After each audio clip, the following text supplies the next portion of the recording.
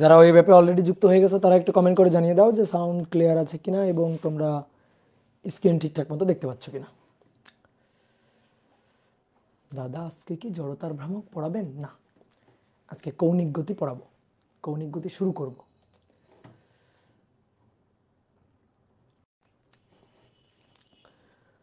অর্ণব বিশ্বাস বলছে নমস্কার দাদা। নমস্কার, কেমন আছো অর্ণব? বলো।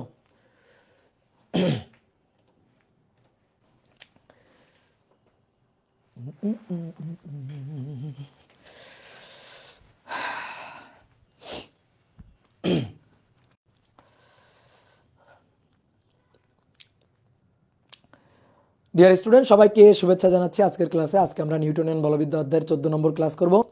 আজকে আমরা কৌণিক গতি শুরু করতে যাচ্ছি। এর আগে 13টা ক্লাসে আমরা রৈখিক গতি নিয়ে আলোচনা করছি। তোরা তার মধ্যে একটা টপিক আমাদের বাদ আছে, সেটা হচ্ছে রকেট। তো রকেটের হিসাব নিকাশ আমরা একটু পরের দিকেই করব। তো আজকে আমরা কৌণিক গতির অংশটা শুরু করব। এই অধ্যায়ের আলোচনার মূল বিষয়বস্তু কিন্তু কৌণিক গতি।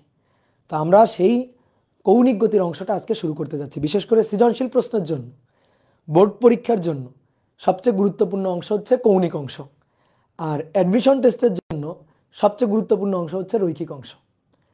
তো আমরা অ্যাডমিশন টেস্টে গুরুত্বপূর্ণ অংশটা কিন্তু অলরেডি পড়ে ফেলছি। তো আজকে আমরা হচ্ছে কৌণিক গতির অংশটা শুরু করব। তো দেখো, রৈখিক গতি নিয়ে বহুত কথাবার্তা হয়েছে।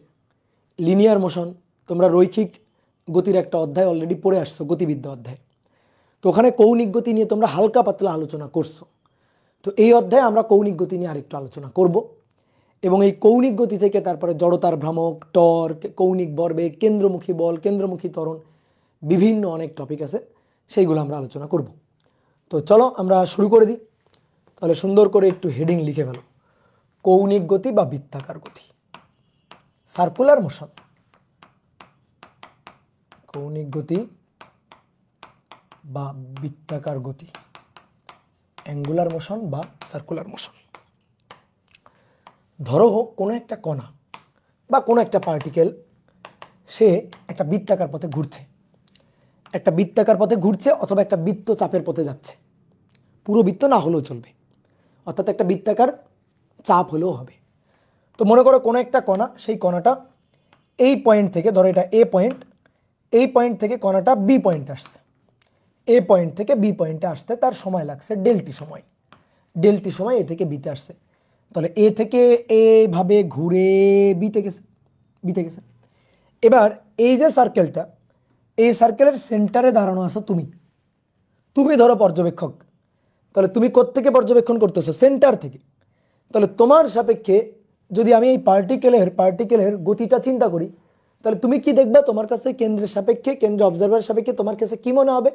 মনে হবে যেন এই কণাটা এরকম একটা কোণে ঘুরে গেছে। তাই না? এ থেকে বিতে যদি একটা কণা চলে যায়, কণা গতিশীল হয়ে চলে যায়, তাহলে কেন্দ্রের সাপেক্ষে তোমার মনে হবে এ থেকে বিতে সে এরকম একটা কোণে ঘুরে গেছে। এই যে কোণে ঘুরে গেল, এই কোণটা, এটাই হচ্ছে কৌণিক সরণ, দ্যাট ইজ ডেল থিটা। তাহলে ডেলটি সময়ে কৌণিক সরণ ডেল থিটা। এখানে লিনিয়ার ডিসপ্লেসমেন্ট বা রৈখিক সরণ কোনটুকু? রৈখিক সরণ হচ্ছে এ বি চাপের দৈর্ঘ্য, এটা হচ্ছে রৈখিক সরণ। রৈখিক সরণ যদি বলি, তাহলে এ বি চাপের যে দৈর্ঘ্যটা, এইটা হচ্ছে রৈখিক সরণ, দ্যাট ইজ ডেল এস। দেখো রৈখিক সরণ কিন্তু আছে, রৈখিক সরণ আছে, কিন্তু রৈখিক সরণের পাশাপাশি এই কেন্দ্রের সাপেক্ষে ঘুরে যাওয়ার কারণে তার একটা কৌণিক সরণ, সেই কৌণিক সরণটা হচ্ছে ডেল থিটা। তাহলে আমাদের প্রথম আলোচনা হচ্ছে কৌণিক সরণ নিয়ে, বৃত্তাকার গতির ক্ষেত্রে কৌণিক সরণ। তো এই কৌণিক সরণকে আমরা কি দিয়ে প্রকাশ করব? কৌণিক সরণকে ডেল থিটা দিয়ে প্রকাশ করব। ওকে, ডেল থিটা দিয়ে প্রকাশ করব, বাট থিটা দিয়েও প্রকাশ করতে পারো। তো কৌণিক সরণ কি রাশি? ভেক্টর রাশি। তাহলে অবশ্যই তার দিক আছে। কোন দিকে দিক? দিকটা ভালো করে বুঝতে হবে। দিকটা হচ্ছে এই যে এই দিকে, এই যে এইটা হচ্ছে দিক, এই যে এভাবে ঘুরে গেছে, এটা হচ্ছে দিক। এটা কি কিসের দিক? কৌণিক সরণের দিক না, এটা তার ঘুরে যাওয়ার দিক। সে কেমনে কেমনে ঘুরছে, এইভাবে এ থেকে বিতে ঘুরে গেছে। কিন্তু কৌণিক সরণের দিক কিন্তু এটা না। ভালো করে কৌণিক সরণের দিকটা বুঝতে হবে। কৌণিক সরণের দিকটা হচ্ছে, কৌণিক সরণের দিকটা হচ্ছে আমরা পাবো রাইট হ্যান্ড থাম রুলের সাহায্যে। কি দিয়ে পাবো? রাইট হ্যান্ড থাম রুল। ভেক্টর অধ্যায় পড়ছি না? ভেক্টর অধ্যায় আমি পড়েছি না?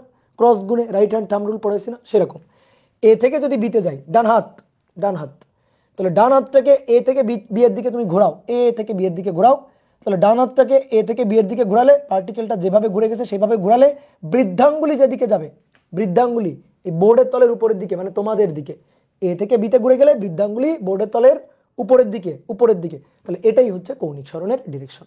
তাহলে এই চিত্রের জন্য কৌণিক সরণের ডিরেকশনটা হচ্ছে উপরের দিকে, কৌণিক সরণের দিক, এই কৌণিক সরণ দিকটা হচ্ছে তলের উপরের দিকে, এই বোর্ডের তলের উপরের দিকে। একটু বাংলা লিখে রাখলাম যাতে তুমি পরবর্তীতে বোঝো। তো এই দিক প্রকাশ করার জন্য একটা সিস্টেম আছে, তোমাকে ভেক্টর অধ্যায়ে শিখাইছিলাম, যে মনে করো অনেক সময় দিক প্রকাশ করতে হবে, তো দিক প্রকাশ করতে পারতেছো না তুমি, মানে 3D একটা চিত্র দিক প্রকাশ করতে হবে, তো তুমি দিক প্রকাশটা ঠিকঠাকভাবে করতে পারতেছো না। তো তার জন্য কি করতে হয়, ওই যে তীরের মেথডটা, ধরো একটা তীর, এই তীরের সুচালু অংশটা দেখতে এরকম, সুচালু অংশটা দেখতে এরকম, আর তীরের যদি পেছনের অংশটা দেখতি তাহলে সেটা দেখতে এরকম। এবার মনে করো একটা তীর তোমার দিকে উঠে আসতেছে, কলমটা চিন্তা করো তোমার দিকে উঠে আসতেছে, তাহলে তুমি কলমের কোন পয়েন্টটা দেখতে পারবা, এই যে সুচালু পয়েন্ট, ফোটার মতো বিন্দুটা দেখতে পাবা। তাহলে তীরটা যদি তোমার দিকে উঠে আসে তাহলে তুমি তীরের এই মাথা ফোটাটা দেখতে পাবা। আর তীরটা যদি তোমাকে ছেড়ে চলে যায়, ভেতরের দিকে ঢুকে যায়, তাহলে তুমি তীরের পেছনের অংশটা দেখতে পাবা, যেটা দেখতে একটা ক্রসের মতো। তাহলে আমি যদি এখানে বলি কৌণিক সরণ ডেল থেটার ডিরেকশনটা আমাকে দেখাও, তাহলে ডেল থেটার ডিরেকশনটা হচ্ছে এইভাবে ঘুরলে উপরের দিক, তার মানে ডেল থেটার ডিরেকশনটা হচ্ছে ডট, অর্থাৎ উপরের দিকে। এটা হচ্ছে দিক প্রকাশ করার মেথডটা। কি ক্লিয়ার বুঝতে পারছি? এবার যদি এমন হয় উল্টা যদি ঘোরে, ধরো এইভাবে ঘুরছে, এবার ঘূর্ণনটা এভাবে ঘুরছে, ওকে। তাহলে এভাবে যদি ঘোরে, দেখো এভাবে যদি ঘোরে তাহলে ডিরেকশনটা কোন দিকে, ভেতরের দিকে, তাহলে এইভাবে ঘুরলে ডিরেকশনটা ভেতরের দিকে, তাহলে এইভাবে ঘুরলে ডেল থেটা এর ডিরেকশনটা হচ্ছে, ভেক্টরের ডিরেকশনটা হচ্ছে ভেতরের দিকে ক্রস। আর যদি কি হয়, এইভাবে যদি ঘোরে, ঘড়ির কাঁটার দিকে যদি ঘোরে, তাহলে রাইট হ্যান্ড থাম্ব রুল, এইভাবে ঘুরলে উপরের দিকে। তাহলে এই চিত্রের জন্য ডেল থেটা বা কৌণিক সরণের ডিরেকশনটা হচ্ছে ডট, উপরের দিকে। কে বুঝতে পারছো কৌণিক সরণের ডিরেকশনটা? ক্লিয়ার? তাহলে অনেকে ভাবে কি ভাই এটাই কৌণিক সরণের ডিরেকশন, না, ওইটা তার ঘোরার ডিরেকশন, কিভাবে সে ঘুরছে এইটা তার ঘোরার ডিরেকশন, কিন্তু কৌণিক সরণ ডেল থেটার ডিরেকশন কিন্তু উপরের দিক, নিচের দিক, এইগুলাই, এই যে ভেতরের দিক, একবার বাইরের দিক। ওকে, ডান। কৌণিক সরণ ভেক্টর রাশি, তার দিক আছে। এবার আসো কৌণিক সরণের একক কি? কৌণিক সরণকে তো প্রকাশ করব থেটা দিয়ে। একক কি? দুইটা একক আছে, রেডিয়ান আর ডিগ্রি। ঠিক আছে, ডিগ্রি দিয়ে প্রকাশ করতে পারি, রেডিয়ান দিয়ে প্রকাশ করতে পারি। তো এসআই একক যেটা কৌণিক সরণের এসআই একক, এই যে এসআই এককটা হচ্ছে রেডিয়ান। এটাকে ডিগ্রি দিয়েও আমরা প্রকাশ করতে পারি, যেমন মনে করো 30 ডিগ্রি, তারপরে মনে করো 180 ডিগ্রি, 180 ডিগ্রি হচ্ছে পাই রেডিয়ান, 180 ডিগ্রি পায়ে রেডিয়ান, তারপরে 360 ডিগ্রিতে, আর রেডিয়ানে সেটা 2 পাই রেডিয়ান। কি ক্লিয়ার? এবার আসো একক তো হলো, ইউনিট তো হলো, এসআই একক আমি পাইলাম, ইউনিটটা পাইলাম। ডাইমেনশন কি? মাত্রাটা কি? কৌণিক সরণ থেটার মাত্রা ডাইমেনশন, মাত্রা নাই, ইউনিট আছে, মাত্রা নাই। থেটার ইউনিট আছে বাট মাত্রা নাই, মাত্রা কিন্তু নাই মানে কি 0? না, নাই মানে 1। তোমাদের কিন্তু আমি প্রথম অধ্যায়ে পড়াইছি, ঠিক আছে? তখন কিন্তু এই জিনিসগুলো সুন্দর করে শিখাইছি যে থেটা কৌণিক সরণ এর একক আছে বাট মাত্রা নাই। তো মাত্রা নাই মানে m⁴, l⁴, t⁴, এইটা হচ্ছে ডাইমেনশন, মাত্রা। ঠিক আছে? অথবা মাত্রা নাই মানে 1, মাত্রা নাই মানে জাস্ট 1, ঠিক আছে? অর 1ও লিখতে পারো। কি ক্লিয়ার? এভাবে লিখলে খুব সুন্দর লাগবে দেখতে। ওকে, ডান। তাহলে কৌণিক সরণ বুঝলাম। কৌণিক সরণ যদি বুঝি তাহলে কৌণিক বেগও বুঝবো। কৌণিক বেগ,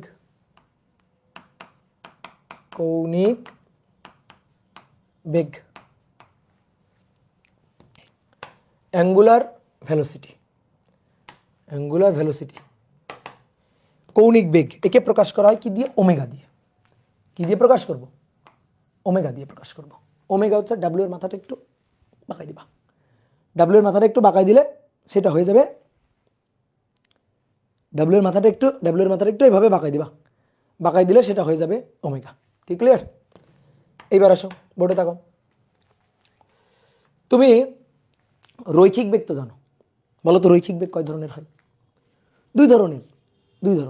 কি? গড় বেগ, তাৎক্ষণিক বেগ। গড় বেগ তাৎক্ষণিক বেগের মধ্যে পার্থক্য বোঝো রৈখিক বেগের ক্ষেত্রে। আসো একটু তোমার মনে করে, রৈখিক বেগ দুই ধরনের হয়, গড় বেগ ভি বার, তারপরে তাৎক্ষণিক বেগ শুধু ভি দিয়ে লিখি। এবার গড় বেগ আর তাৎক্ষণিক বেগ কি জিনিস? মনে করো একটা গাড়ি ঢাকা থেকে রাজশাহীতে যাবে।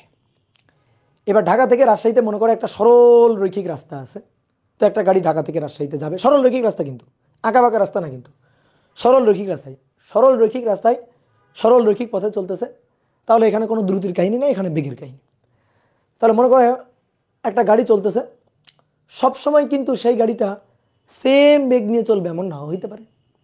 তো আমি কি করলাম, ঢাকা থেকে রাজশাহীতে পৌঁছাইলো, টোটাল যে ডিসপ্লেসমেন্ট সরণকে টোটাল সময় দিয়ে ভাগ দিলাম, বিশাল একটা সময় ব্যবধান, সেই বিশাল সময় ব্যবধানে বিশাল একটা সরণ। তাহলে টোটাল সময় ব্যবধান ডিভাইডেড বাই টোটাল সরণ ডিভাইডেড বাই টোটাল সময় ব্যবধান, এইটা হবে গড় বেগ। ধরো ঢাকা থেকে রাজশাহীর দূরত্ব ধরো 400 কিলোমিটার, আর মনে করো গাড়ির যাইতে সময় লাগছে হচ্ছে ধরো যে 4 ঘন্টা। তাহলে 400 কিলোমিটার তাকে আমি 4 ঘন্টা দিয়ে ভাগ দিলাম, তাহলে আমি যে মানটা পাবো সেটা হচ্ছে একটা গড় মান, অ্যাভারেজ মান। কিন্তু এই গাড়িটা সবসময় এই বেগ নিয়ে চলছে এমন না।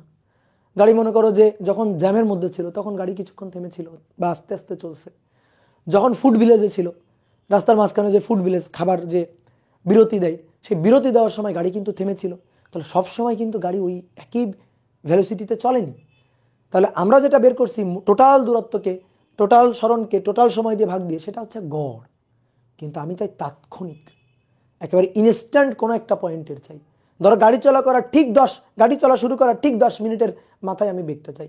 অথবা মনে করো গাড়িটা যাচ্ছে ঠিক রুয়েট গেটের সামনে আমি গাড়ির বেগটা চাই। তখন কিন্তু একটা নির্দিষ্ট পয়েন্টের, নির্দিষ্ট অবস্থানের, নির্দিষ্ট সময়ের বেগ চাই। তখন কি করতে হবে, সময় ব্যবধান শূন্যের কাছাকাছি নিয়ে সীমান্তিক মান মানে লিমিটিং ভ্যালু বের করতে হবে, মানে ডিফারেন্সিয়েট করতে হবে, খুবই ক্ষুদ্র সময় ব্যবধানে নিতে হবে, মানে ঢাল যেন, রেটটা যেন অ্যাকুরেট মান আসে। তো সেই অ্যাকুরেট মান আনার যে মেথডটা, সেটাই কি ডিফারেন্সিয়েশন। তোমাদের আমি করতে বলছিলাম যে তোমরা পদার্থবিজ্ঞান পাঠ প্রস্তুতি পর্বের ক্লাসগুলো করবা, ওইখানে সুন্দর করে জিনিসগুলো বোঝানো হয়েছিল। তাহলে আসো আমরা এখন গড় বেগের ক্ষেত্রে, গড় বেগ ভি বার, এটা হচ্ছে del S by del T. যে কোনো সময় ব্যবধানে সরণের পরিবর্তনের হারকে গড় বেগ বলে। তাৎক্ষণিক বেগ কি? সময় ব্যবধান শূন্যের কাছাকাছি হলে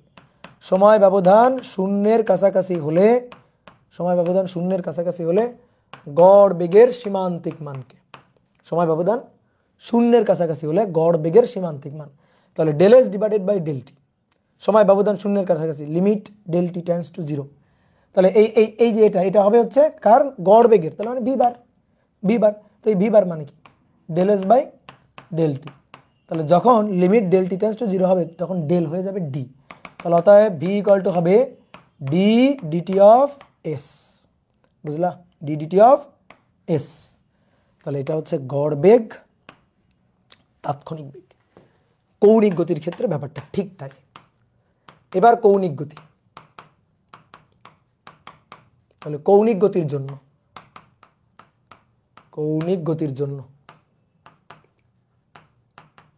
কৌণিক বেগ এটাও হবে দুই ধরনের,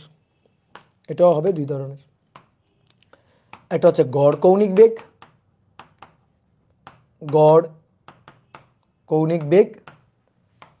আর একটা হচ্ছে তাৎক্ষণিক কৌণিক বেগ।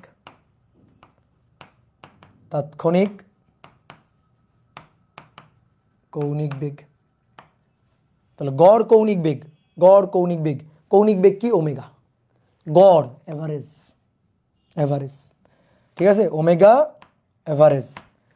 তাহলে সময় ব্যবধান, যে কোনো সময় ব্যবধান নিতে পারবো। তাহলে যে কোনো সময় ব্যবধানে কৌণিক সরণের পরিবর্তনের হার, ওটা ছিল রৈখিক সরণের পরিবর্তনের হার, কৌণিক সরণের পরিবর্তনের হার। এটা হচ্ছে গড় কৌণিক বেগ। তাৎক্ষণিক, তাৎক্ষণিক মানে ওমেগা।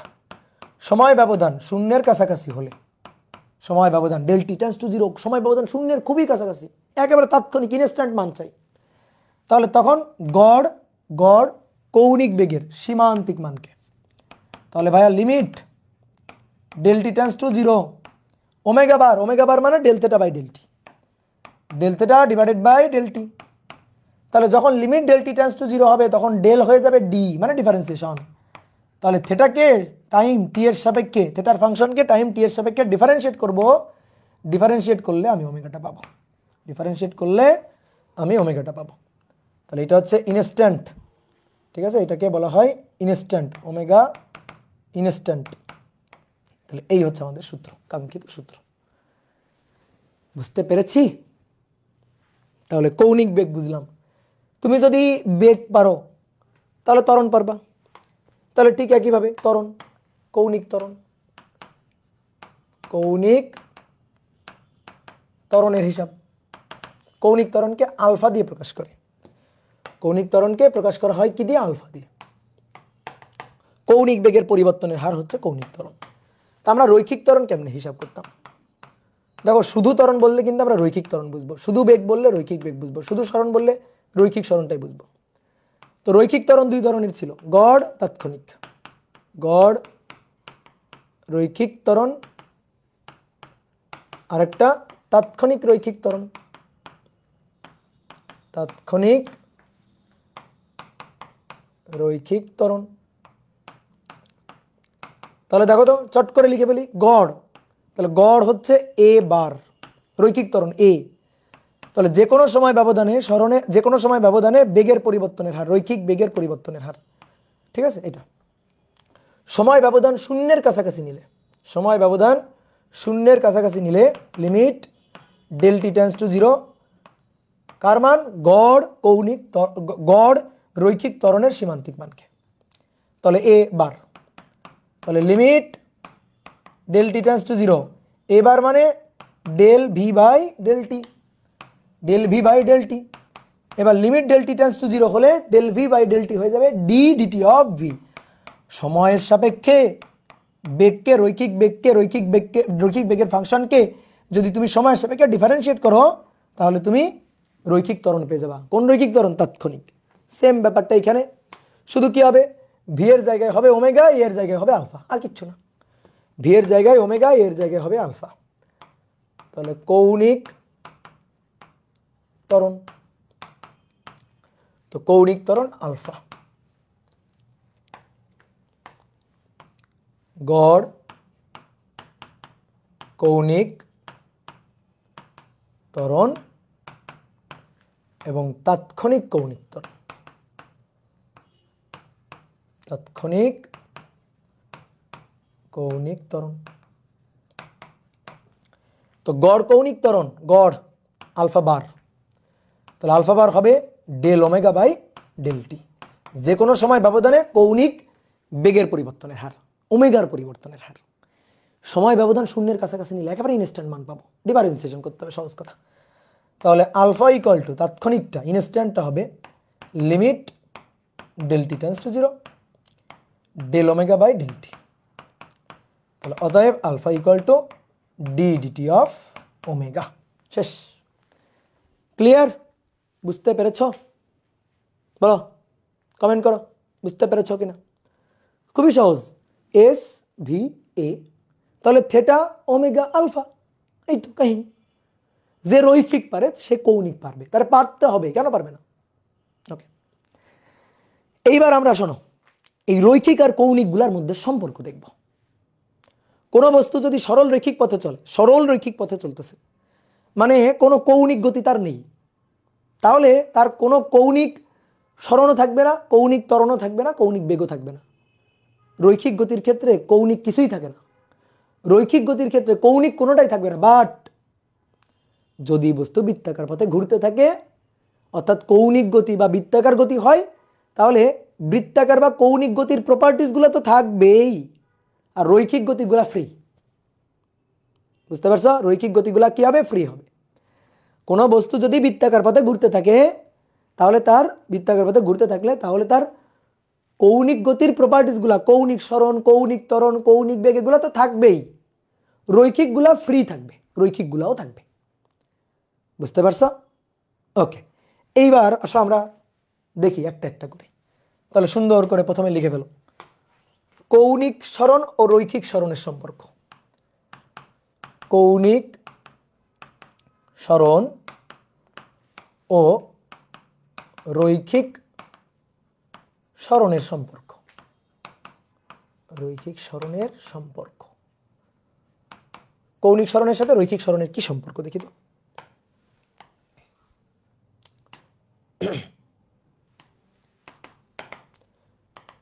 তাহলে কোন একটা বস্তু বৃত্তাকার পথে ঘুরছে, বৃত্তাকার পথে ঘুরছে। তো ধরো বস্তুটা এ পয়েন্ট থেকে বি পয়েন্টে ঘুরে গেল, ফলে এইটা হলো তার কৌণিক সরণ ডেল থিটা। কত সময়? ডেলটি সময়। আর এই ডেলটি সময় তার রৈখিক যে সরণ বা রৈখিক ডিসপ্লেসমেন্ট, এইটা হচ্ছে ডেল এস, এইটা হচ্ছে ডেল এস। ঠিক আছে, ডেল এস। তাহলে এই ক্ষেত্রে ডেলটি সময়ে কৌণিক সরণ ডেল থিটা, ডেলটি সময়ে রৈখিক সরণ ডেল এস। আমরা এই ডেল এস এবং ডেল থিটার মধ্যে সম্পর্ক চাই, ডেল এস এবং ডেল থিটার মধ্যে সম্পর্কটা চাই। ডেল থিটাকে যদি আমরা থিটা বলি, ধরো del theta equal to theta বলতেই পারি। ধরো এই পয়েন্টে যখন ছিল তখন থিটা ইনিশিয়াল ছিল 0, ধরো এই পয়েন্টে। ঠিক আছে, আমরা মনে করো যে এইটাকে রেফারেন্স ধরে এর সাপেক্ষে কোণ নিচ্ছি। তাহলে যখন বস্তু এই পয়েন্টে ছিল তখন থিটা ইনিশিয়ালটা ছিল 0, যখন বস্তু এই পয়েন্টে পৌঁছাইছে তখন থিটা ফাইনালটা হচ্ছে থিটা। তাহলে ডেল থিটা হবে থিটা ইনিশিয়াল মানে থিটা, সরি থিটা ফাইনাল মানে থিটা, থিটা ফাইনাল মানে থিটা, এই যে থিটা মাইনাস থিটা ইনিশিয়াল হচ্ছে 0, তার মানে থিটা। মানে এইটাকে আমরা ডেল থিটার জায়গায় থিটা ধরলাম, কোনো সমস্যা আছে? ঠিক আছে, তুমি ডেল থিটাও রাখতে পারো, কোনো সমস্যা নেই। তাহলে theta minus 0 that means theta. Okay, এবার যখন এই পয়েন্টে ছিল তখন এস ছিল 0, যখন এই পয়েন্টে পৌঁছাইছে তখন এই পুরোটুকু হচ্ছে এস। তাহলে ডেল এস কত? ডেল এস মানে এস, এই যে ডেল এস, এই ডেল এস মানে এস লিখতে পারি। ডেল এস এটা ইকুয়াল টু হচ্ছে এস বা এস মাইনাস 0, এস মাইনাস 0। এইবার তুমি দেখো আমাদের টার্গেট হচ্ছে থিটার সাথে এস এর সম্পর্ক বের করা, কৌণিক সরণের সাথে রৈখিক সরণের সম্পর্ক, অ্যাঙ্গুলার ডিসপ্লেসমেন্টের সাথে লিনিয়ার ডিসপ্লেসমেন্টের রিলেশনটা কি সেটা আমরা বের করতে চাই। ঠিক আছে, রিলেশনটা কি সেটা আমরা বের করতে চাই। তো দেখো আমি তোমার একটু ছোট্ট করে ঐকিক নিয়ম করে দেখাই। পুরো একবার যদি ঘুরে আসে, দেখো তো পুরো একবার যদি ঘুরে আসে তাহলে কতটুকু কৌণিক সরণ হয়? এখান থেকে ঘোরা শুরু করলো, পুরো একবার ঘুরে আসলো। তাহলে পুরো একবার ঘুরে আসলে দেখো খেয়াল করো, এইটুকু ঘুরলে π/2, এইটুকু ঘুরলে পাই, এইটুকু ঘুরলে 3π/2, এইটুকু ঘুরলে 2π। তাহলে পুরো একবার ঘুরে আসলে কৌণিক সরণ হচ্ছে 2π, পুরো একবার ঘুরে আসলে। আর পুরো একবার ঘুরে আসতে যে সময় লাগবে, ধরো পুরো একবার ঘুরে আসলো, তাহলে পুরো একবার ঘুরে আসতে সময়, পূর্ণ ঘূর্ণনের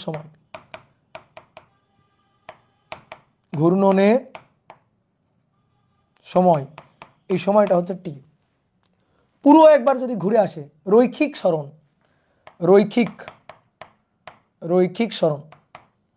ঠিক আছে, বা রৈখিক দূরত্ব আর কি। ঠিক আছে, এখানে কিন্তু সরণকে আবার তোমরা মনে করো যে এখান থেকে ঘুরে এখানে আসছে ফলে সরণ 0, ওইটা ভাবিও না। এখানে রৈখিকভাবে অতিক্রান্ত দূরত্ব, এই টোটাল রৈখিকভাবে অতিক্রান্ত দূরত্ব আর কি। তাহলে রৈখিক দূরত্ব দিয়ে লিখি, রৈখিক অতিক্রান্ত দূরত্ব। তাহলে এটা হচ্ছে পুরো একবার যদি ঘুরে আসে তাহলে পরিধির সমান দূরত্ব, তাহলে 2πr। ঠিক আছে, এটাকে লিনিয়ার ডিসপ্লেসমেন্ট বলা হয়, বললে ভুল হবে না, সমস্যা নেই। ঠিক আছে, এটা ভাবিও না যে একবার ঘুরে আসলো ভাই এখানে আসলে তো 0, না ওইটা না। এই 2π এর জন্য দেখো 0-তে 0, ধরো 0 যদি হয়, ধরো এখানে যখন আসে তাহলে 0 ডিগ্রির জন্য 0, কিন্তু পুরো একবার ঘুরে আসলে 2π। তো 2π এর জন্য কত? 2π এর জন্য 2πr, 2π এর জন্য পরিধি দ্যাট ইজ 2πr। তাহলে 0 ডিগ্রি ডিসপ্লেসমেন্টে 0 ডিগ্রি ঘোরেই নাই, তাহলে রৈখিকভাবে তার অতিক্রান্ত দূরত্ব বা সরণ লিনিয়ার ডিসপ্লেসমেন্ট সেটা 0। পুরো একবার ঘুরে আসছে দ্যাট ইজ 2π। তাহলে 2π পরিমাণ ঘুরে আসলে সেই ক্ষেত্রে লিনিয়ার ডিসপ্লেসমেন্ট বা রৈখিক অতিক্রান্ত দূরত্ব সেটা হচ্ছে পরিধির সমান, পুরো একবার পরিধির সমান, দ্যাট ইজ 2πr। বুঝতে পারছো? তুমি যদি ওই পুরো একবার ঘুরে এখানে আসলো, ফলে তার সরণ 0, ওইটা যদি চিন্তা করো তাহলে কিন্তু কোনো হিসাব আর হবে না, তাহলে ওইটা চিন্তা করিও না। তাহলে এটা হচ্ছে 2πr। ওকে, যে 2π কৌণিক সরণে, 2π কৌণিক সরণে অতিক্রান্ত রৈখিক দূরত্ব 2πr। তাহলে এবার আসো তো ঐকিক নিয়ম, যে আমরা 2π এই কৌণিক সরণে অতিক্রান্ত দূরত্ব হচ্ছে 2π কৌণিক সরণে অতিক্রান্ত রৈখিক দূরত্ব, সেটা হচ্ছে 2πr। তাহলে অতএব একক কৌণিক সরণে অতিক্রান্ত রৈখিক দূরত্ব, that is 2πr divided by 2π। তাহলে 2π কাটাকাটি গেল, দ্যাট ইজ r। অতএব আমরা চাচ্ছি থেটা কৌণিক সরণে, থেটা ডেল থেটা বা থেটা কৌণিক সরণে অতিক্রান্ত দূরত্ব, তাহলে এই r এর সাথে গুণ হচ্ছে থেটা, মানে এই যে 2πr ডিভাইডেড বাই 2π, তাহলে r পরে থাকলো, r এর সাথে গুণ কি, গুণ হচ্ছে থেটা, তার মানে কি r থেটা। তাহলে এটা কি সরণে অতিক্রান্ত দূরত্ব। তাহলে দূরত্বটা কি, দূরত্বটা হচ্ছে del s, that is s। তাহলে অতএব এটা s equal to r theta. দেখো তো এই সূত্রটা জানতা কিনা, 9 10-এ পড়ছো, এই সূত্রটা জানতা কিনা, দেখো 9 10-এ পড়া সূত্র, s equal to r theta,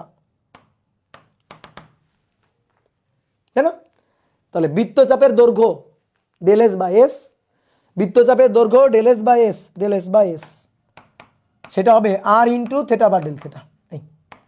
এই হচ্ছে আমাদের কাঙ্ক্ষিত সূত্র, del s equal to r into del theta বা s equal to r into theta. Okay, clear? তাহলে এই যে সম্পর্কটা আমরা দেখালাম, আর আমরা আগে থেকে জানলে তো জানি, কিন্তু তারপর আমি একটু করে দেখালাম। তাহলে এটা কি হলো, রৈখিক সরণের সাথে কৌণিক সরণের বা রৈখিক অতিক্রান্ত দূরত্বের সাথে কৌণিক সরণের সম্পর্কটা, মানে থেটার সাথে আর এর সম্পর্ক, বা বলতে পারো থেটার সাথে এস এর সম্পর্ক। এবার আসো কৌণিক দ্রুতি ও রৈখিক দ্রুতির সম্পর্ক, কৌণিক দ্রুতি ও রৈখিক দ্রুতির সম্পর্ক।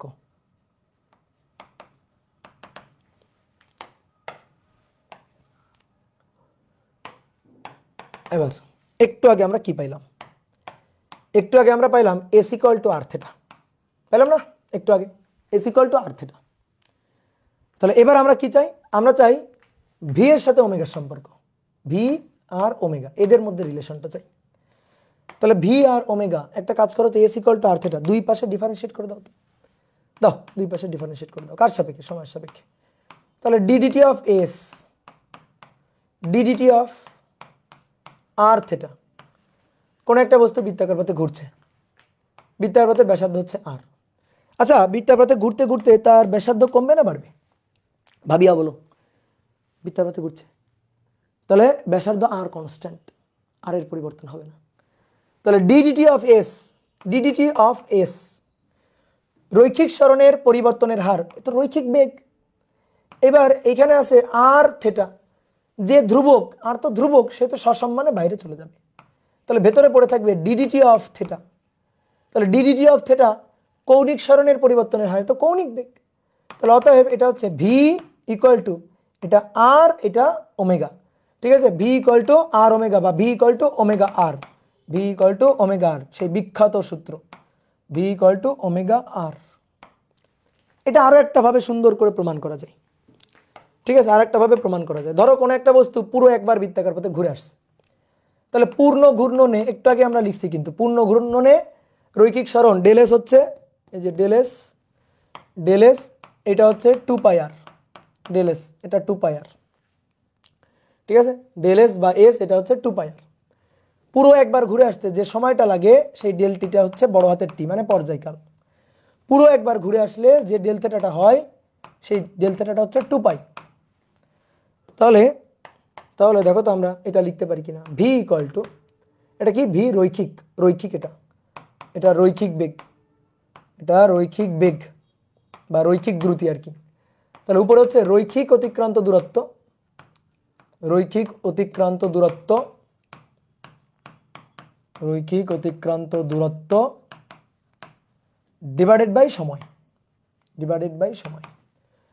তাহলে দেখো ভি ইকুয়াল টু রৈখিক অতিক্রান্ত দূরত্ব পুরো একবার ঘুরে আসলে 2πr, 2πr পুরো একবার ঘুরে আসলে সময়, সময় হচ্ছে টি। বুঝলা? বুঝতে পারছো? তাহলে V equal to 2πr divided by t, 2πr divided by টি।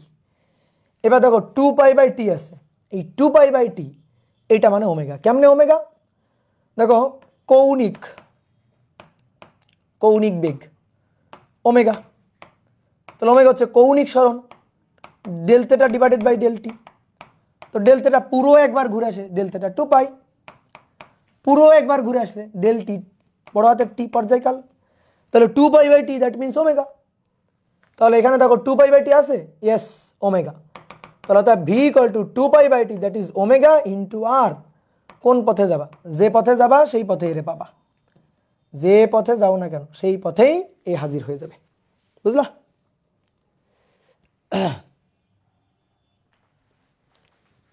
কি ক্লিয়ার? ওকে, তাহলে এই একটা ভাবে প্রমাণ করা যায়, এটা খুবই smart way. Differentiation, differentiation integration জানো মানে তুমি মনে করো যে তৃতীয় বিশ্বযুদ্ধ জয় করে ফেলছো। তুমি যদি ডিফারেন্সিয়েশন ইন্টিগ্রেশন জানো তার মানে তুমি তৃতীয় বিশ্বযুদ্ধ জয় করে ফেলছো। তাহলে এই যে খুব সহজে করে ফেললাম ডিফারেন্সিয়েশনের সাহায্যে। আর এই ক্ষেত্রটা এটা হচ্ছে বাংলা মেথড, বাচ্চারা করে এগুলা বাংলা লিখে লিখে। রৈখিক বেগ রৈখিক সরণ বাই সময়, কৌণিক বেগ কৌণিক সরণ বাই সময়। তাহলে রৈখিক বেগ রৈখিক সরণ বাই সময়, রৈখিক সরণ হচ্ছে এই যে del s 2πr divided by t, 2πr divided by t. আর কৌণিক সরণ del theta by del t, del theta 2πr del t t. তাহলে 2π/t দ্যাট ইজ ওমেগা। ঠিক আছে, 2π/t দ্যাট ইজ ওমেগা। তাহলে V equal to omega, just হিসাব। Okay, তাহলে হলো এবার। তাহলে এবার হেডিং লিখো কৌণিক ত্বরণ, কৌণিক ত্বরণ ও রৈখিক ত্বরণের সম্পর্ক। রৈখিক ত্বরণের কি সম্পর্ক? গভীর সম্পর্ক, সম্পর্ক গভীর। তোমার এবার একটা শর্টকাট শিখাই, একটা শর্টকাট জিনিস শিখাই।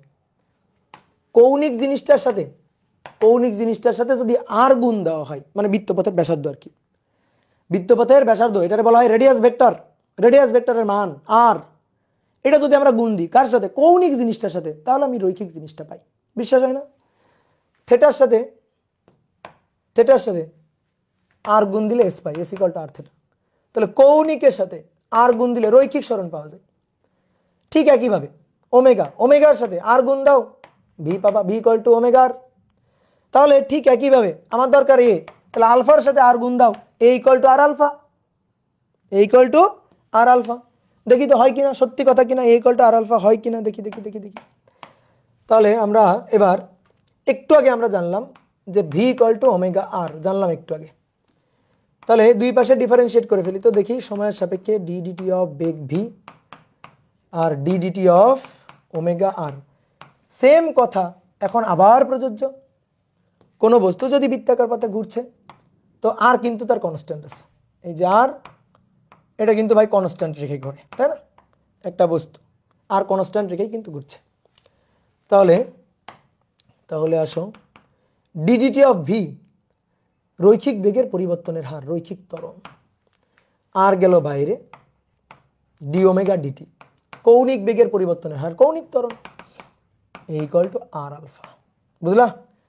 এ equal to r alpha, a equal to r alpha. এই এর ডিরেকশনটা কোন দিকে?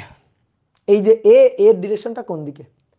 এর ডিরেকশনটা হচ্ছে স্পর্শক বরাবর, বৃত্তপথের স্পর্শক বরাবর এর ডিরেকশনটা। এখানে ধরো এইভাবে ঘুরতেছে, এই পয়েন্টে স্পর্শক বরাবর হবে, এই পয়েন্টে স্পর্শক বরাবর তার ডিরেকশনটা হবে।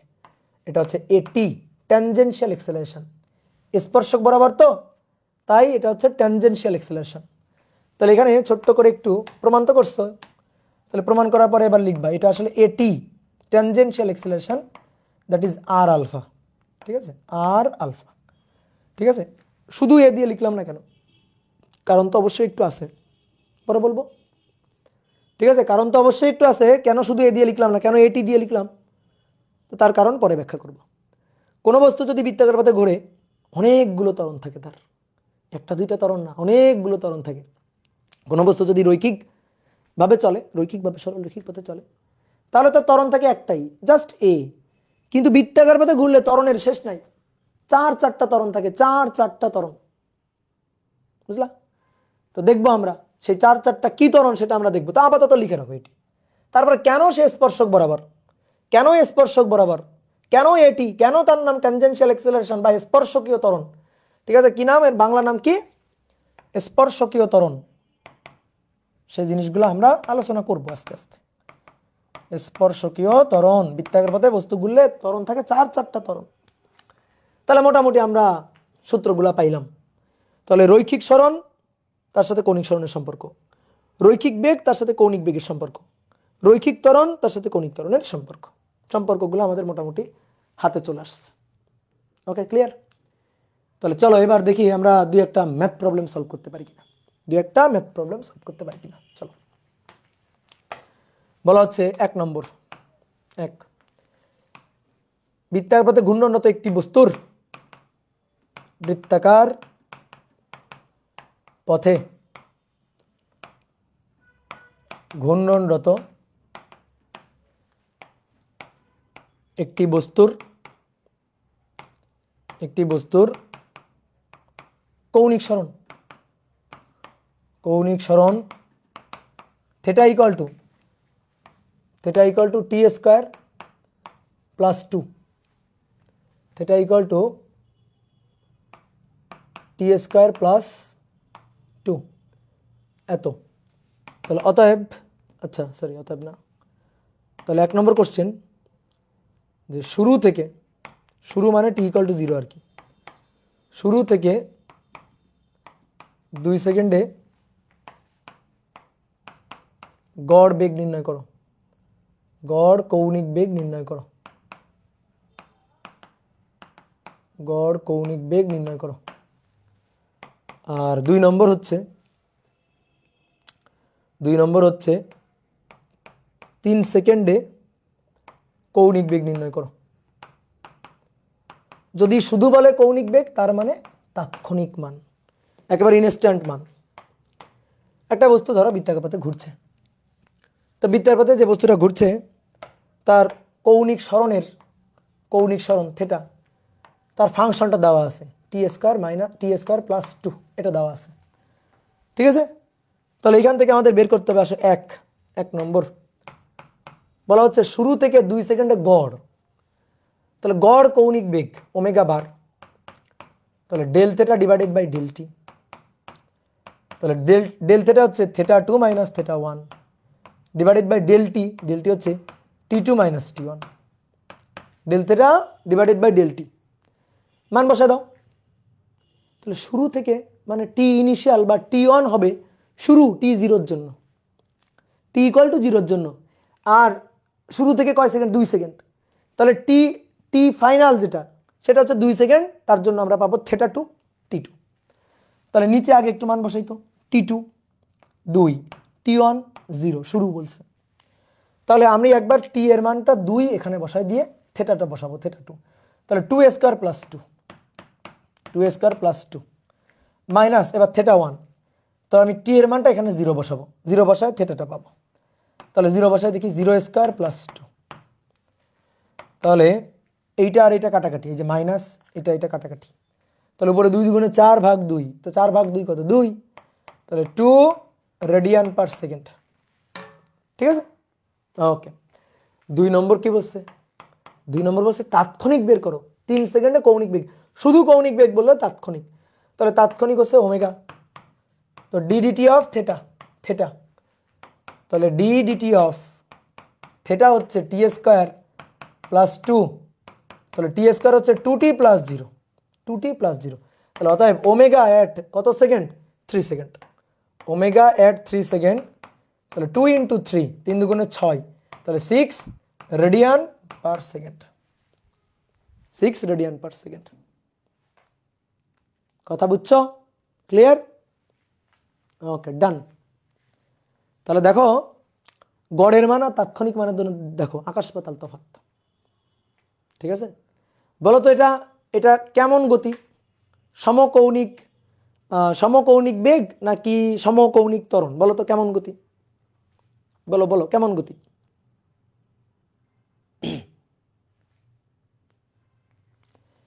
কেমন গতি? সমকৌণিক ত্বরণ, সমকৌণিক ত্বরণ। ওমেগা, ওমেগা এই যে থেটা ইকুয়াল টু টি স্কোয়ার প্লাস 2, তাহলে ওমেগা ইকুয়াল টু একে ডিফারেন্সিয়েট করলে 2t প্লাস 0।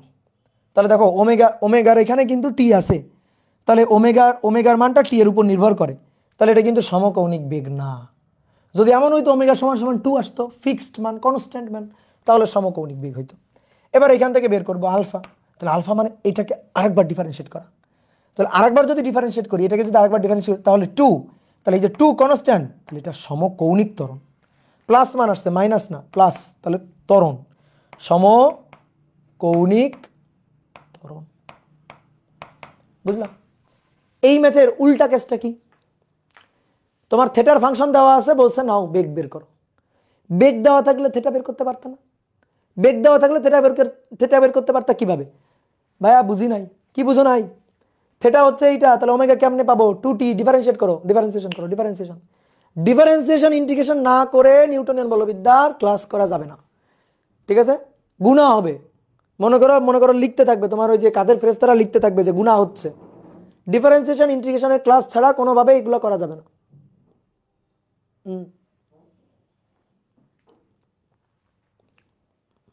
ঠিক আছে? তাহলে ওমেগা হচ্ছে 2t।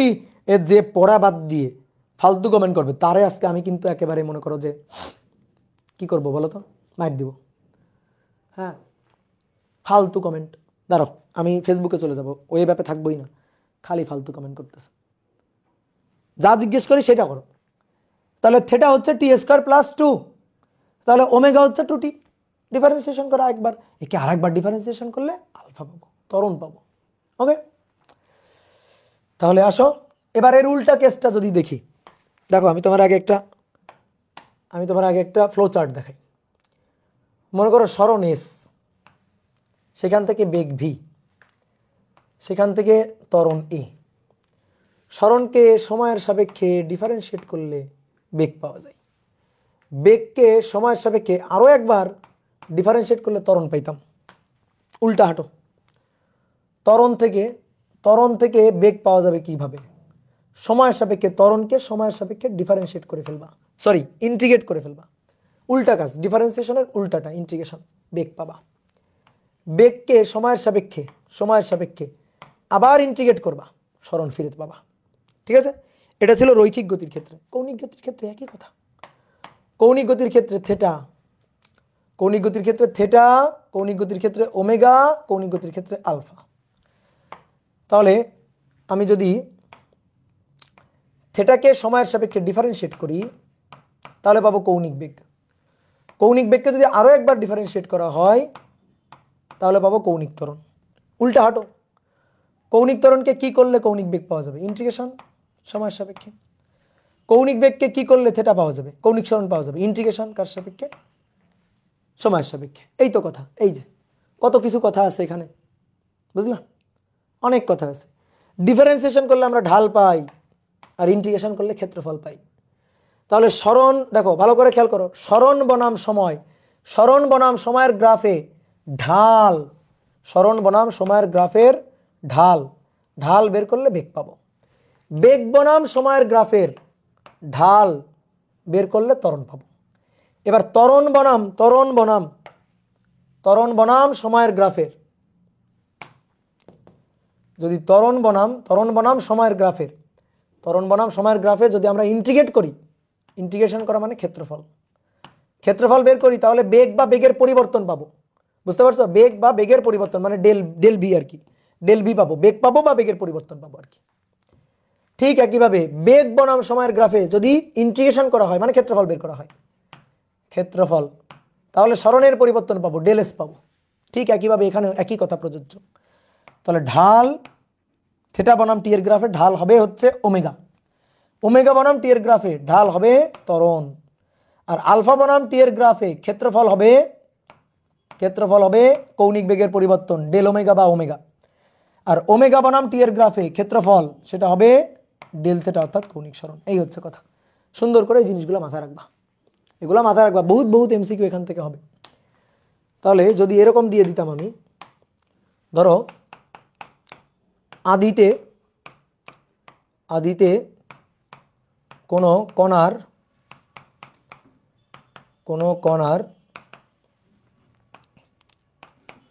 কৌণিক সরণ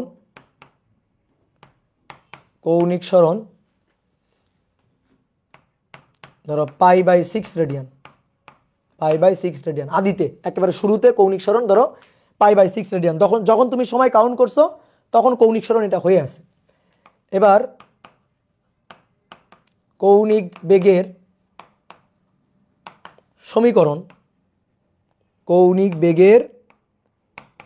সমীকরণ ওমেগা ইকুয়াল টু 3t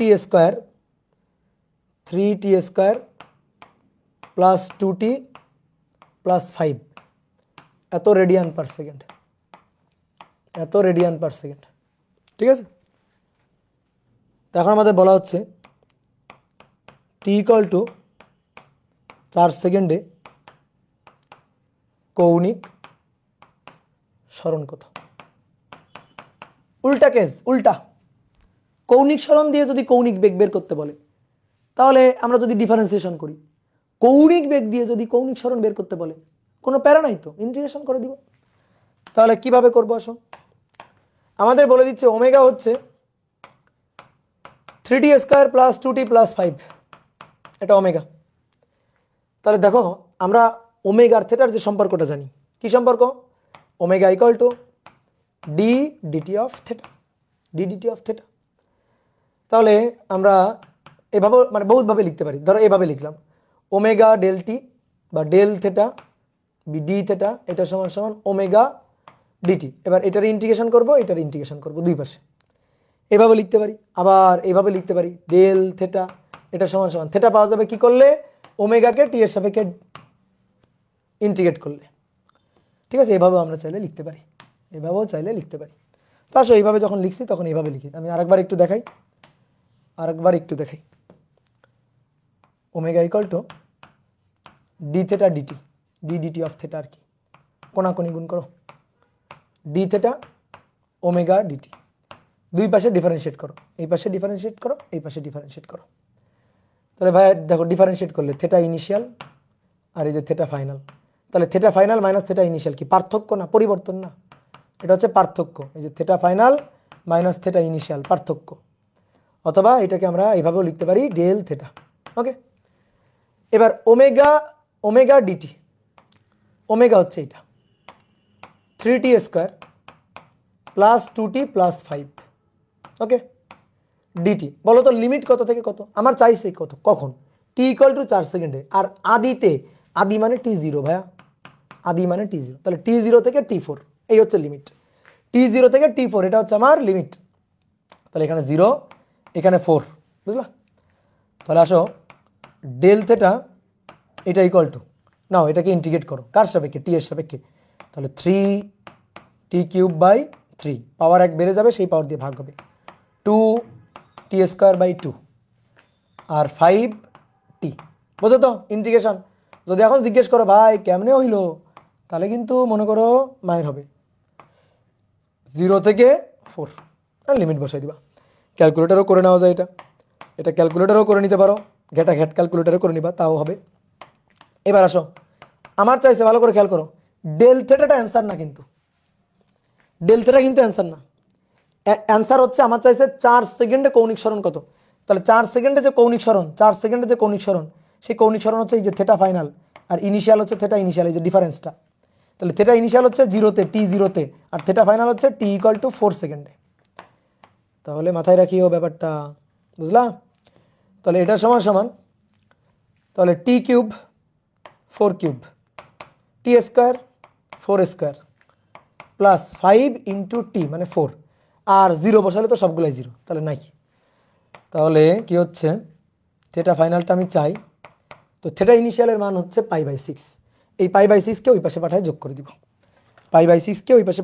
দিব, তাহলে 4³ প্লাস 4² প্লাস 4×5 = 20, তাহলে 100 যোগ 100 যোগ π/6, 100 যোগ π/6 রেডিয়ান, 100 যোগ π/6 রেডিয়ান। এই 100 কিন্তু রেডিয়ান, 100 যোগ π/6 রেডিয়ান, শেষ, এটাই অ্যান্সার। তাহলে 4 সেকেন্ডে তার কৌণিক সরণ হচ্ছে এইটা, ঠিক আছে। এই 100 কিন্তু রেডিয়ান, এই যে একজন বলছে 130 ধরে মাইর দিব, কিন্তু এটা এটা ডিগ্রি করবা কেন? আমি তো বলে দিছি এটা রেডিয়ান, আর এটাও তো রেডিয়ানে আসবে। কেন রেডিয়ানে আসবে? একক দেখো, রেডিয়ান পার সেকেন্ড, তাহলে এটাও রেডিয়ান, এটাও রেডিয়ান। ওটারে আবার π/6, পাই 180 কে 6 দিয়ে ভাগ করে 30 বানায়, আবার ওটা যোগ করে দিও না, এটা করলে ভুল। 130 লিখলে সে পাবে 0। ভাই ডেল থিটা সমান সমান ইন্টিগ্রেশন অফ ওমেগা লেখা যায় না? ওটাই তো লিখছি। হ্যাঁ অবশ্যই লেখা যাবে, কেন যাবে না? আমি তোমার কি শিখালাম এখানে? এখানে কি শিখালাম? যে ওমেগাকে যদি সময়ের সাপেক্ষে ইন্টিগ্রেট করি তাহলে কৌণিক সরণের পরিবর্তন পাবো, কৌণিক সরণের পরিবর্তন পাবো। তাহলে del theta integration of omega DT অবশ্যই লিখতে পারবা, কোনো ব্যাপার না। এই লাইনটাই তো লিখছি, আলাদা কিছু লিখছি? বলো, এই লাইনটাই তো লিখছি, নতুন কিছু তো লিখি নাই। ওকে ওকে, গুড, ভেরি গুড। এবার আসো 3 নম্বর। একটি কণা 3 মিটার ব্যাসার্ধের, 3 মিটার ব্যাসার্ধের বৃত্তাকার পথে মিনিটে 10 বার ঘুরে, 10 বার ঘুরে এর রৈখিক ও কৌণিক বেগ নির্ণয় করো। এর রৈখিক ও কৌণিক বেগ নির্ণয় করো, এটা চাইছে, ঠিক আছে। একটা কণা ঘুরতেছে বৃত্তাকার পথে, ঠিক আছে। এইটা হচ্ছে বৃত্তাকার পথের রেডিয়াস, কত? 3 মিটার, 3 মিটার। তো কণাটা ঘুরতেছে, এই যে কণাটা, এই কণাটা ঘুরছে, এভাবে ঘুরছে মিনিটে 10 বার, মানে 1 মিনিটে, মানে 1 মিনিটে, 1 মিনিটে কয়বার? 10 বার, 10 বার। দেখো তোমাকে আমি একটু ওমেগার আদ্য প্রান্ত শিখাই। কৌণিক বেগ ওমেগা, কৌণিক বেগ ওমেগা, এই ওমেগার হিসাব নিকাশটা একটু শিখাই। কতগুলো সূত্র আছে ওমেগার? 4টা সূত্র আছে, 4টা।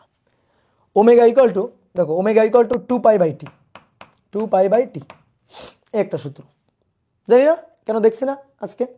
ওমেগা ইকুয়াল টু 2π/t দেখলাম না?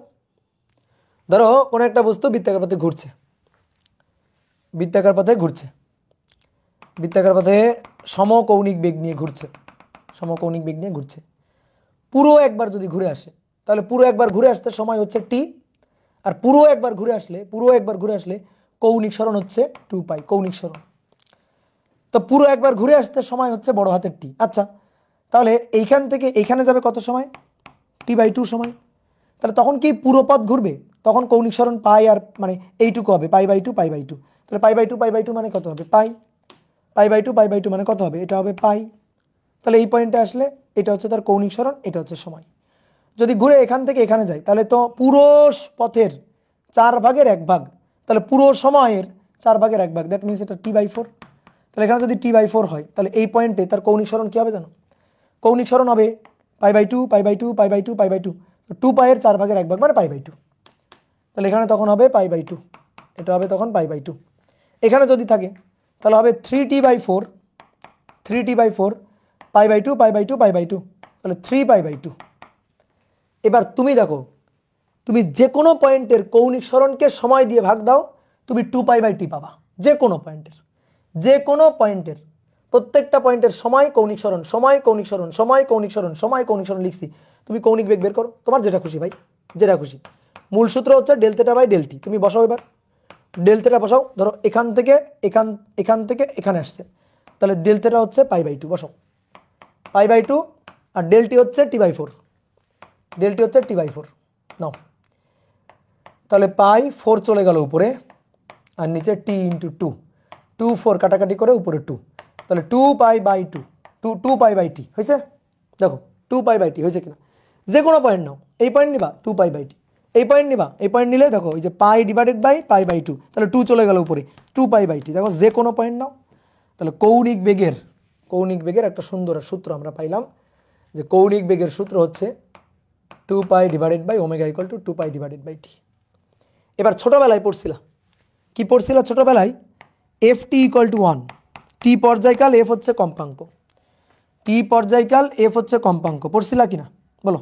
ft = 1 পড়ছিলা? ft = 1 পড়ছিলা? তাহলে ft = 1 হলে 1/t = কি? 1/t = কি? কম্পাঙ্ক, দ্যাট ইজ 2πf। এবার কম্পাঙ্কেরও আর একটা সুন্দর সূত্র আছে, f কে আরেকটু সুন্দর করে ভাঙা যায়। কিভাবে ভাঙা যায়? মনে করো বৃত্তাকার পথে ঘুরছে, তো বৃত্তাকার পথে ঘুরছে, টি সময়ে ঘুরে আসছে n সংখ্যক বার। কম্পাঙ্ক মানে কি?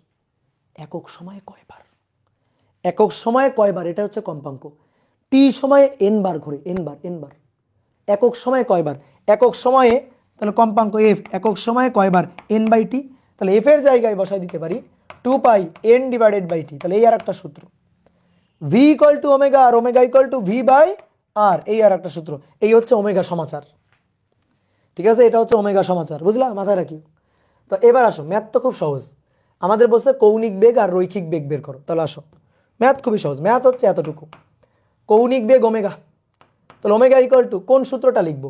বলছে মিনিটে 10 বার ঘুরে, তাহলে এই সূত্রটা খাটাবো 2πn/t একবারে, তাহলে 2πn/t, 2πn/t।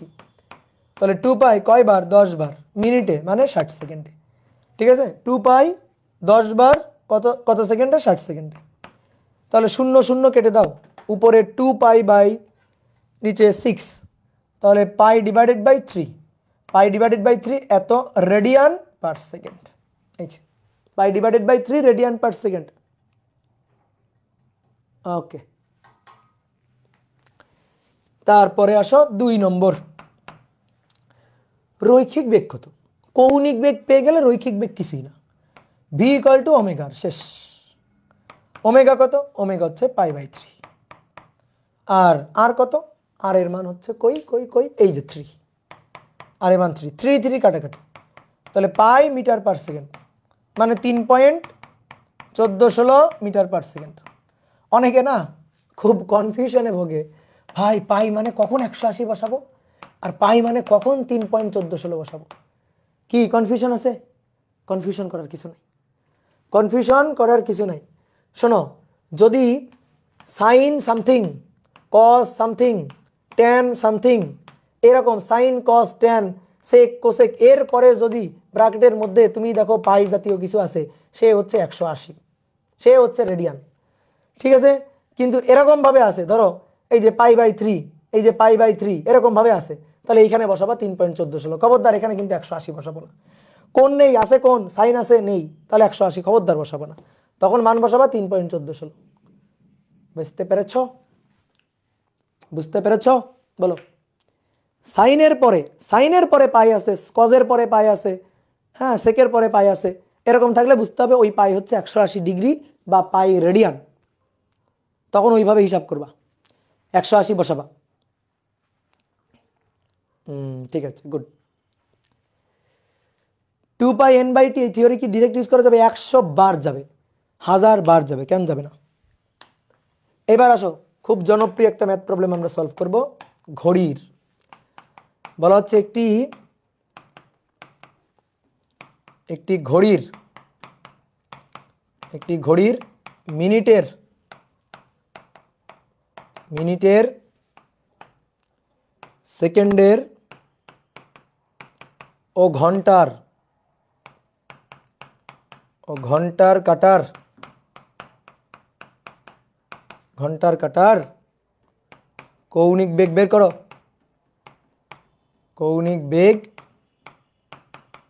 নির্ণয় করো। কৌণিক বেগ নির্ণয় করো।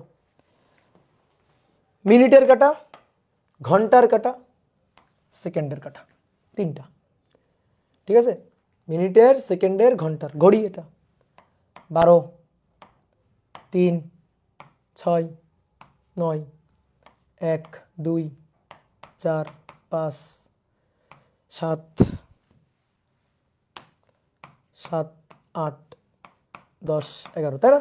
ঘড়ি, ঘড়ির সেকেন্ডের কাঁটাটা একটু বড় হয়, ঘড়ির সেকেন্ডের কাঁটাটা একটু বড় হয়, এই যে সেকেন্ডের কাঁটা পাতলা চিকন কিন্তু একটু বড় হয়। এটা হচ্ছে মিনিটের কাঁটা, মিনিটের কাঁটা।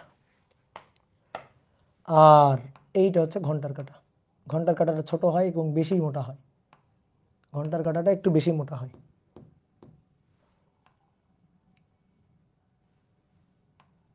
এটা হচ্ছে ঘন্টার কাঁটা। কি হয়েছে? ঘড়ি হয়েছে, সুন্দর একটা ঘড়ি। ওকে, এইবার আসো, এই তিনটা কাটার জন্যই আমরা কৌণিক বেগ বের করব। প্রথমে আসো সেকেন্ডের কাটা দেখি, সেকেন্ডের কাটা দিয়ে শুরু করি। সেকেন্ডের কাটা, তাহলে সেকেন্ডের কাটার কৌণিক বেগ ওমেগা, ওমেগা সূত্র 2π/t, 2π/t। টি পাবো বিধায় আমি টিটা 2π/t সূত্রটা ব্যবহার করছি। একটা সেকেন্ডের কাটা একবার ঘুরে আসবে, বলো একটা সেকেন্ডের কাটা একবার ঘুরে আসতে কত সময় লাগে? পর্যায়কাল কত সেকেন্ডের কাটার পর্যায়কাল? বলো বলো বলো বলো, সেকেন্ডের কাটার পর্যায়কাল। তাহলে 2π/t এর মান বসাবা সেকেন্ডের কাটার ক্ষেত্রে। সেকেন্ডের কাটা একবার ঘুরে আসতে কত সময় লাগবে? সেকেন্ডের কাটা একবার ঘুরে আসতে সময় লাগে 1 মিনিট 60 সেকেন্ড, মানে 1 মিনিট মানে 60 সেকেন্ড আর কি। তাহলে কতক্ষণ লাগে? 60 সেকেন্ড লাগে, বুঝলা? 60 সেকেন্ড। তাহলে দেখো, খেয়াল করো, এই যে 2π ডিভাইডেড বাই টি, টি হচ্ছে 60, তাহলে 2π ডিভাইডেড বাই টি, তো এই টি হচ্ছে সেকেন্ড, উপরে রেডিয়ান পার সেকেন্ড, তাহলে এটা হচ্ছে রেডিয়ান পার সেকেন্ড। তাহলে পাই বাই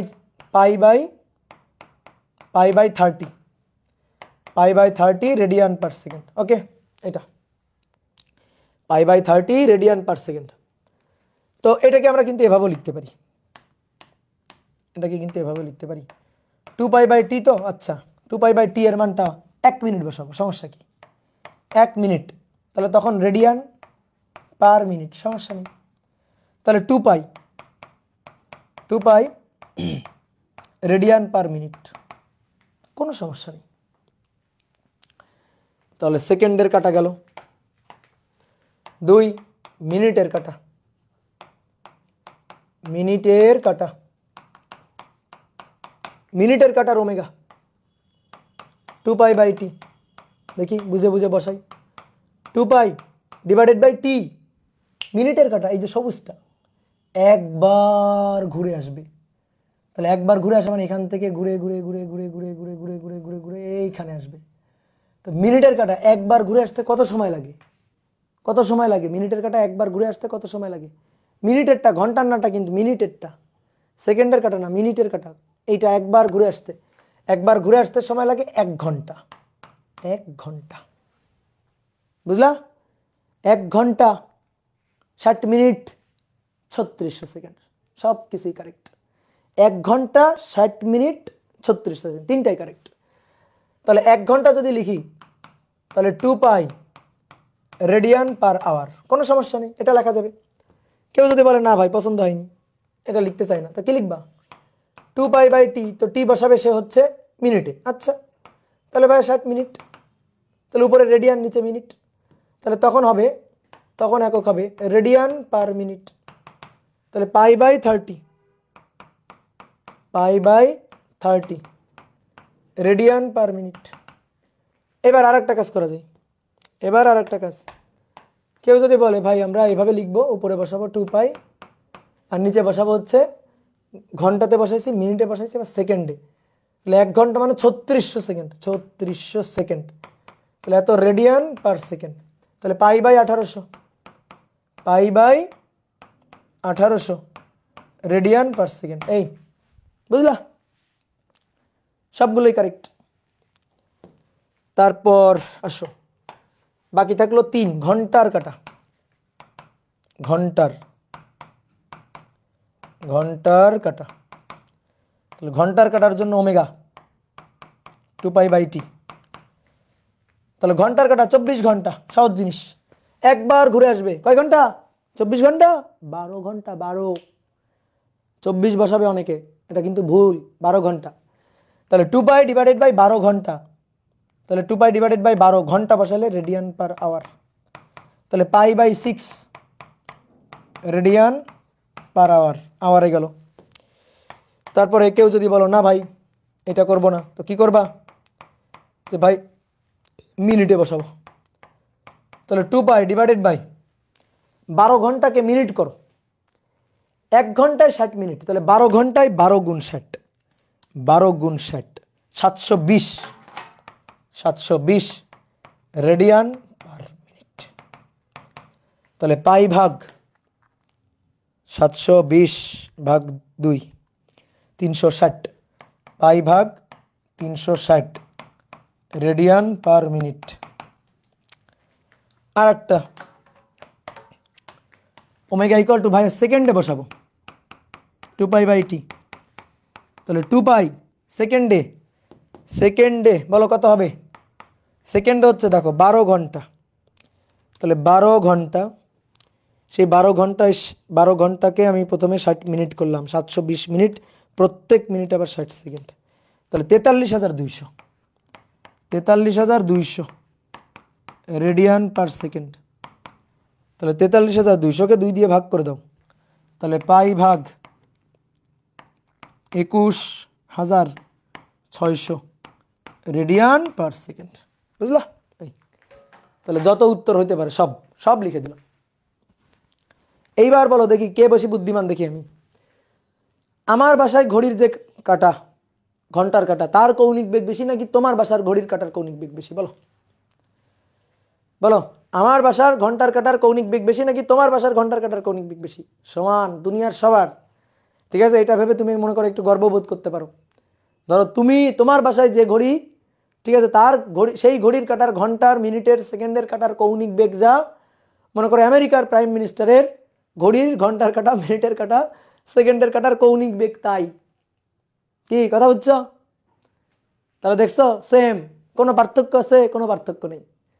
ঠিক আছে, হ্যাঁ, জায়েদ খানের ঘড়িরও তাই। জায়েদ খানের ঘড়িরও ঘন্টার কাটা, মিনিটের কাটা, সেকেন্ডের কাটার কৌণিক বেগ আমার বাসার ঘড়ির যেটা আছে তার প্রত্যেকটা কাটার কৌণিক বেগের সমান। ওকে, ঠিক আছে। ডিজিটাল ঘড়ি না রে পাগলা, এগুলা কাটার ঘড়ি ঘুরবে তো, ডিজিটাল ঘড়িতে তো, হ্যাঁ ডিজিটাল ঘড়িতে তো হবে না। এবার আসো দেখি, একটি সেকেন্ডের কাটার, একটি ঘড়ির সেকেন্ডের কাটার, একটি ঘড়ির সেকেন্ডের কাটার দৈর্ঘ্য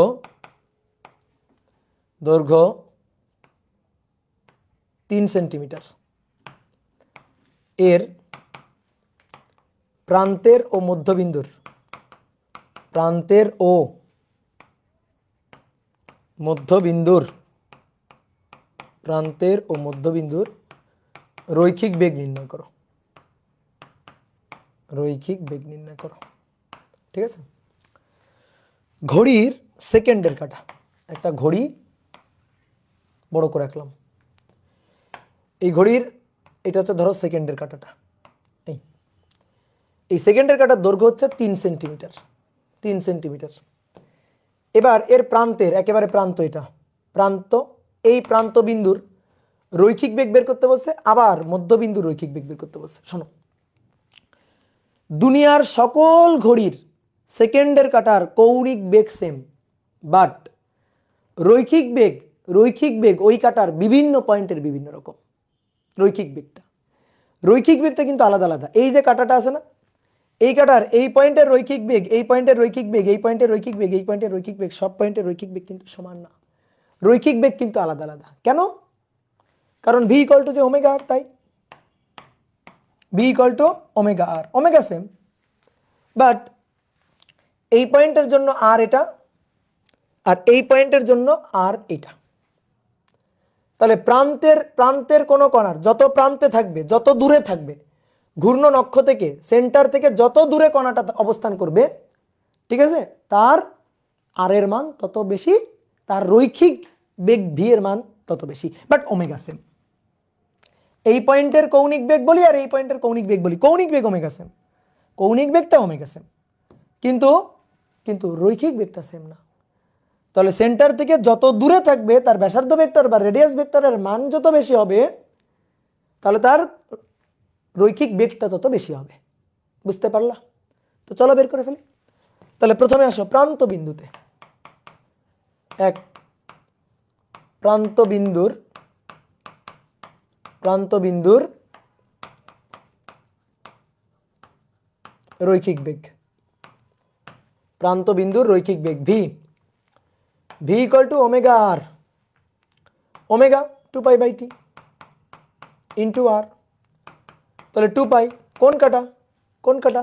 সেকেন্ডের কাটা। তাহলে সেকেন্ডের কাটা একবার ঘুরে আসতে সময় লাগে 60 সেকেন্ড। তাহলে নিচে 60 সেকেন্ডই বসাবো। ঠিক আছে, আমরা এখন ম্যাথ করতেছি, সবসময় এসআই একক নিয়েই করবো, সেকেন্ডে। তাহলে 2π ডিভাইডেড বাই 60 সেকেন্ড ইন্টু আর এর মান কই? প্রান্তে। তাহলে প্রান্ত হলে আর এর মান 3 সেন্টিমিটারই হবে। প্রান্ত হলে আর এর মান 3 সেন্টিমিটারই হবে। তাহলে 0.03। ঠিক আছে, উপরে 2π রেডিয়ান, নিচে 60 সেকেন্ড, আর এটা হচ্ছে মিটারে। তাহলে মিটার পার সেকেন্ডে চলে আসবে। তাহলে 2 ইন্টু 3.1416 ডিভাইডেড বাই 60 ইন্টু 0.03। দেখি তোমাদের সাথে আমার মিললো কিনা? 0.003 মিলছে। কই? হ্যাঁ, 0.0031416 এত মিটার পার সেকেন্ড। ওকে, এবার 2 নম্বর মধ্যবিন্দুর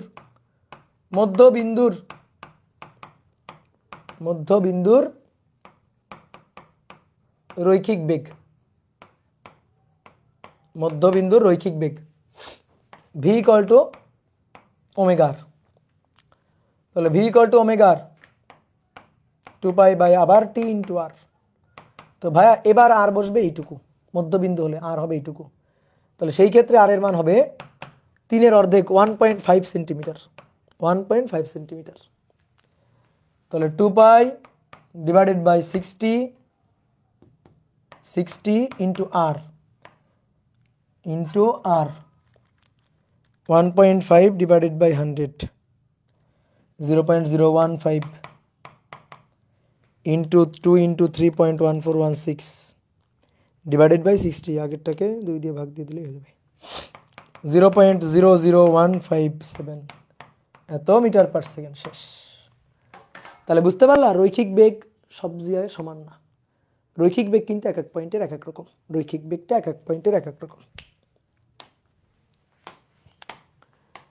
ঠিক আছে,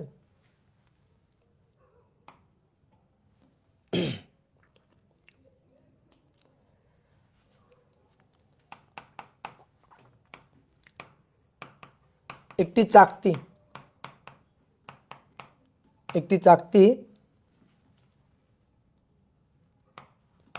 মিনিটে 50 বার ঘুরছে। একটি চাকতি মিনিটে 50 বার ঘুরছে। চাকতির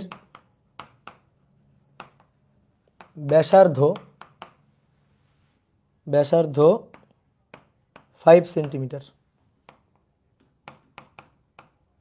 প্রান্তের কোনো বিন্দুর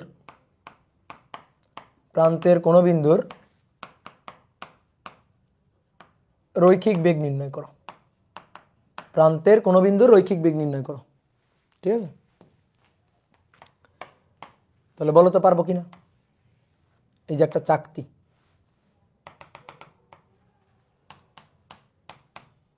এই যে চাকতি, তো এই চাকতিটা ঘুরছে। তাহলে এর কৌণিক বেগ আমরা পারবো বের করতে। মিনিটে 50 বার ঘুরছে। এবার একটু একবারে করবো, একেবারে প্রান্তের চাইছে। প্রান্তের এই বিন্দুর রৈখিক বেগ কত? প্রান্তের এই বিন্দুর রৈখিক বেগ কত? দেখো, যত কর্নারে থাকবে রৈখিক বেগ কিন্তু তত বেশি হবে। যত কর্নারে থাকবে রৈখিক বেগ কিন্তু তত বেশি। যদি মাঝখানের এই পয়েন্টের কথা বলতাম, রৈখিক বেগ কিন্তু একটু কম।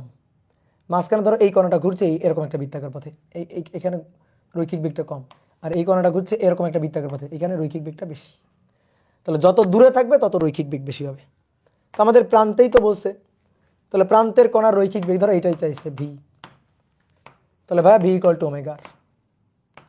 তাহলে V equal to omega r 2πn/t into r. তাহলে 2 পাই কয়বার মিনিটে 50 বার, তাহলে উপরে 50। দেখছো কখন কোন সূত্র খাটাচ্ছি? 2 পাই n বাই টি মিনিটে 50 বার, তাহলে নিচে মিনিট 60 সেকেন্ড, 1 মিনিট 60 সেকেন্ড গুণ আর 5 সেন্টিমিটার 0.05, তাহলে মিটার পার সেকেন্ড চলে আসবে।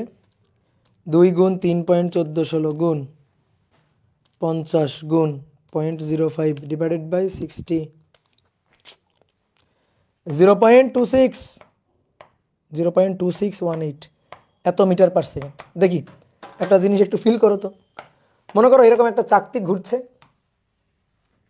বিশাল বড় এরকম একটা চাকতি ঘুরছে। হ্যাঁ,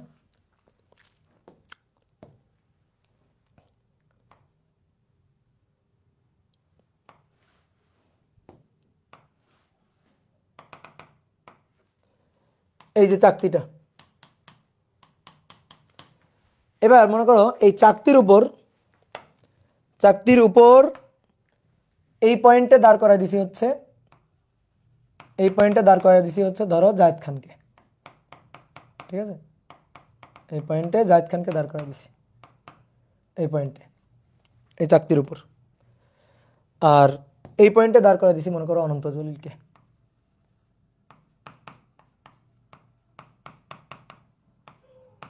এই পয়েন্টে অনন্ত জলিলকে দাঁড় করায় দিছি মনে করো। বলো তো কে বেশি ভয় আছে? বলো বলো বলো, কে বেশি ভয় আছে? চাকতিটা ভন ভন করে ঘুরতেছে, চাকতিটা ভন ভন করে ঘুরতেছে, জলিল বেশি ভয় আছে, কারণ জলিলের কি বেশি? দুটোর বলো কৌণিক বেগ কিন্তু সবার সমান, এরও ওমেগা এরও কিন্তু ওমেগা, ঠিক আছে, কৌণিক বেগ কিন্তু সমান, বাট এ যে বৃত্তাকার পথে ঘুরছে, সেটা হচ্ছে এইটা, আর এ যে বৃত্তাকার পথে ঘুরছে সেটা হচ্ছে এইটা। তাহলে কার বৃত্তাকার পথের রেডিয়াসটা বেশি? কার? জলিলের, ঠিক আছে, জলিলের বৃত্তাকার পথের রেডিয়াস বেশি। তাহলে জলিলের এটা আর, ঠিক আছে, এটাকে বললাম ধরো R1, আর জায়েদ খানের এটাকে বললাম R2। তাহলে R1 is greater than R2, তাহলে V equal to omega r, তাহলে V1 is greater than V2। তাহলে যে ঘূর্ণন অক্ষ থেকে যত দূরে অবস্থান করবে তার রৈখিক বেগ তত বেশি হবে।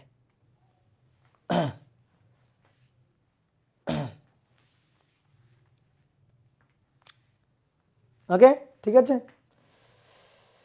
গুড। এবার আসো, এইবার আমরা অনেকগুলো সূত্র লিখবো, বুঝছো, অনেকগুলো সূত্র লিখবো, বাট এই সূত্রগুলো তুমি আগে জানতাই না, বাট সূত্র লেখার পরে তুমি মনে করবা যে দুনিয়ার সবচেয়ে সহজ সূত্র। তাহলে সুন্দর করে একটা চার্টের মতো করো, একটা সুন্দর চার্টের মতো করো।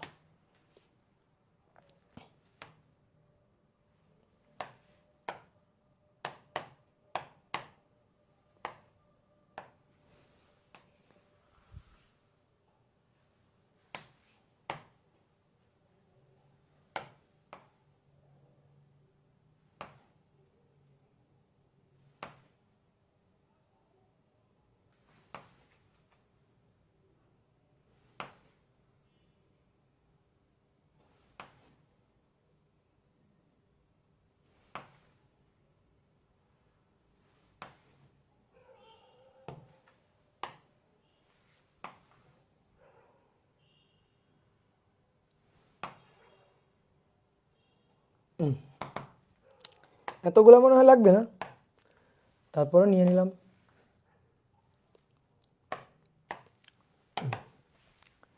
দেখো এবার এই সাইডে হবে রৈখিক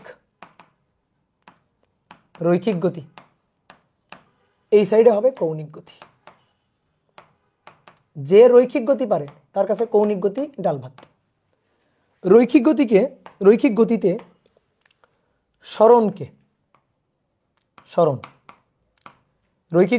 সরণকে আমরা এস দিয়ে, এক্স দিয়ে, ডি দিয়ে লিখি। কৌণিক গতির ক্ষেত্রে সেই জায়গাটা দখল করে থেটা। রৈখিক গতির ক্ষেত্রে বেগ, রৈখিক গতির ক্ষেত্রে বেগ, এই বেগকে আমরা ভি দিয়ে লিখি। কৌণিক গতির ক্ষেত্রে এই জায়গাটা দখল করে ওমেগা। রৈখিক গতির ক্ষেত্রে ত্বরণকে আমরা এ দিয়ে লিখি, কৌণিক গতির ক্ষেত্রে এই জায়গাটা দখল করে আলফা। রৈখিক গতির ক্ষেত্রে আমরা সময়কে টি দিয়ে লিখি, কৌণিক গতির ক্ষেত্রে সময়কে টি দিয়ে লিখি। সরণকে থেটা দিয়ে লিখি, কৌণিক গতির ক্ষেত্রে সরি সরণকে রৈখিক গতির ক্ষেত্রে এস দিয়ে লিখি। ও আচ্ছা, এটা তো লিখছি, সরি, সরণ তো লিখছি। সরণ বেগ গেল ত্বরণ, সরণ গেল বেগ গেল ত্বরণ। আচ্ছা, এবার বল, ধরো বল, বলকে এফ দিয়ে লিখি। বলের জায়গা দখল করে হচ্ছে টর্ক, বলের জায়গা দখল করে টর্ক, টাউ দিয়ে লিখি। এখানে মনে করো এবার কৌণিক গতি সূত্রগুলো লিখি। ভি ইকুয়াল টু, আরও অনেক সূত্র আছে, এখন যেগুলো আমাদের লাগবে। ভি ইকুয়াল টু ভাই আমাদের কি সূত্র, ইউ প্লাস এটি। এই সূত্রটা ভি এর জায়গায়, ভি শেষ বেগ ছিল, শেষ কৌণিক বেগ, ইউ আদি বেগ ছিল, আদি কৌণিক বেগ, omega omega nought, v omega, u omega nought, a alpha, t এর জায়গায় টি। দেখো নতুন সূত্র হয়ে গেল একটা, বুঝলাম, নতুন একটা সূত্র হয়ে গেল। কৌণিক ত্বরণ, তারপরে শেষ আদি কৌণিক বেগ, শেষ কৌণিক বেগ। এস ইকুয়াল টু আমরা জানি UT plus half a t square. তাহলে কৌণিক গতির জন্য আমরা জানতে হবে আমাদের থেটা, এস এর জায়গা দখল করবে theta, u omega nought t plus half alpha t square. তারপরে s equal to you plus v divided by 2 into t. এখানে থেটা ইকুয়াল টু হবে omega plus omega nought divided by 2 into t. V square equal to u square plus 2as, omega square equal to omega nought square plus 2 alpha theta. বুঝছো? দেখো কতগুলো সূত্র লিখে ফেললাম। আসলে তোমার একটা ফ্রি সূত্র দিই, টি তম সময়ের অতিক্রান্ত দূরত্ব এস টি এইচ, এটা equal to you plus half A 2t minus 1। তাহলে এখানে কি হবে, থেটাতম সময়ে অতিক্রান্ত দূরত্ব, মানে থেটাতম না, সরি টিতম সময়ে অতিক্রান্ত কৌণিক সরণ থেটা টি এইচ, এটা ইকুয়াল টু হবে omega not plus half alpha 2t minus 1। Okay, সমবেগের ক্ষেত্রে আমরা লিখতাম এস ইকুয়াল টু ভিটি, সমবেগের ক্ষেত্রে। তাহলে সমকৌণিক বেগের ক্ষেত্রে তুমি লিখবা theta equal to omega T, সমকৌণিক বেগের ক্ষেত্রে, তাই না? দেখছো কত সুন্দর। বলো এই সূত্রগুলা কে মুখস্থ করবে, দেখি হাত তোলো যে ভাই আমার মুখস্থ করা লাগবে এই সূত্রগুলা, আমি পারবো না, আমার মুখস্থ করা লাগবে। করবা কেউ, মুখস্থ করবা নাকি সূত্র? ঠিক আছে, খুবই সহজ সূত্র। এবার আসো দেখি তো এই সূত্রের ম্যাথ পারি কিনা। তুমি যদি গতিবিদ্যা অধ্যায়ের এই সূত্রের ম্যাথ পারো, তাহলে তুমি এখন এই সূত্রের ম্যাথ পারতে তোমার হবেই। দেখো তো আমরা পারি কিনা। আসো, বলা হচ্ছে একটি বৈদ্যুতিক পাখা,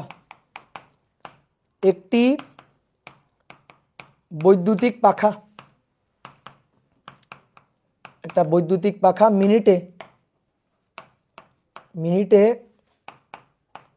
1200 বার ঘুরে। মিনিটে কয়বার? 1200 বার ঘুরে। সুইচ বন্ধ করার 3 মিনিট পর পাখাটি থেমে যায়।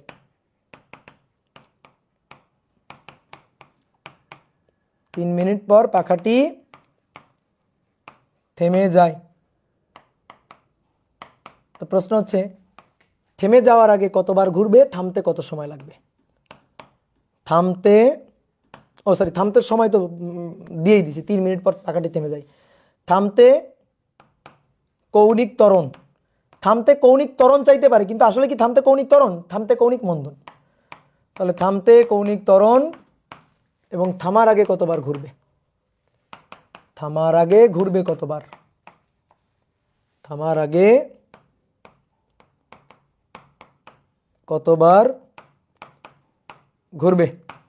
কতবার ঘুরবে কোশ্চেন। আগের স্লাইডটা একবার একটু দেখবা, দেখো কত সুন্দর, দেখো কত সুন্দর।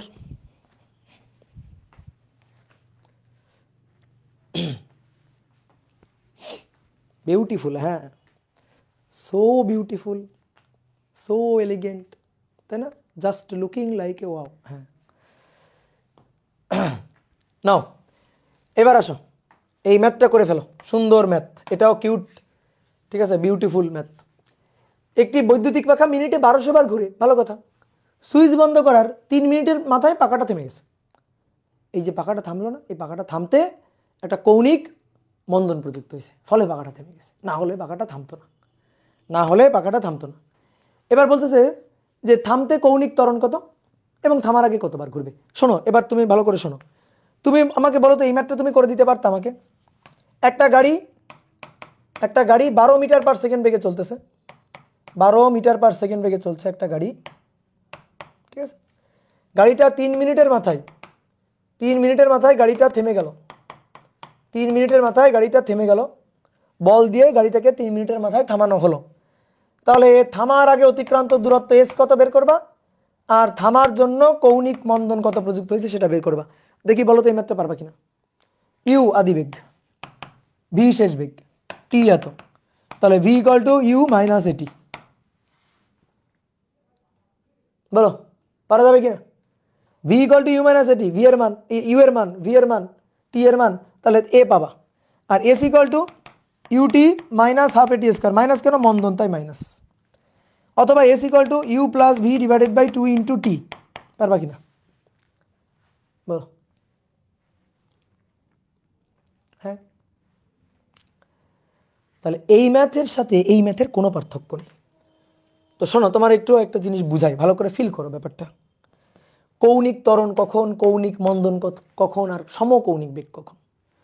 আমার হাতের দিকে তাকাও, হাতের দিকে তাকাও, দেখো প্রথমে থেমে আছে, সুইচ অন করে দিছো, পাখাটা কিভাবে ঘোরা শুরু করে দেখো, সুইচ অন, সুইচ 1 2 3 অন করে দিলাম, অন করে দিলে পাখাটা এভাবে ঘোরা শুরু করবে।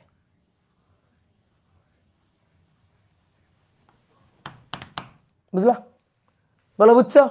তাহলে কি হলো, প্রথমে আস্তে আস্তে আস্তে আস্তে আস্তে আস্তে আস্তে আস্তে স্পিড বাড়ছে, তাহলে তখন আলফাটা পজিটিভ, আলফাটা কি পজিটিভ। ওকে ডান। এইবার দেখো আলফা পজিটিভ হলো, সুইচ অন করে দিলা, কিছুক্ষণ পর দেখবা পাখা, ঠিক আছে, এখন তো শীতকাল, পাখা ছাড়ো না বাসার, তো মাঝে মাঝে একটু ছেড়ে দেখো যে পাখা সুইচ অন করার পরে একটা নির্দিষ্ট স্পিডে একসময় পৌঁছে গেছে, একটা নির্দিষ্ট স্পিডে পৌঁছে গেছে, ওই নির্দিষ্ট স্পিড নিয়েই ঘুরতেছে। তাহলে তখন কিন্তু আর কৌণিক ত্বরণও হচ্ছে না, মন্দনও হচ্ছে না, ত্বরণ হচ্ছে না, মন্দন হচ্ছে না, একই স্পিড, তখন ভাই আলফা 0। এবার মনে করো ঘুরতেছে, এইভাবে ঘুরতেছিল, এবার আস্তে আস্তে আস্তে আস্তে আস্তে আস্তে আস্তে আস্তে থেমে যাচ্ছে, এক সময় গিয়ে একেবারে থেমে গেল। তাহলে এই ক্ষেত্রে আলফাটা হচ্ছে মাইনাস, কারণ মন্দন। বুঝলা? বলো বুঝছো কিনা?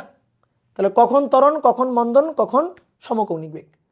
সুইচ অন করলে ত্বরণ, কিছুক্ষণ পর কোনো ত্বরণ নাই, ঠিক আছে, তাহলে সমকৌণিক বেগ, ঠিক আছে, সমকৌণিক বেগ। তারপরে সুইচ যখন বন্ধ করে দিলা তখন কিন্তু মন্দন। তাহলে এই জিনিসটা বুঝবা ভালো করে।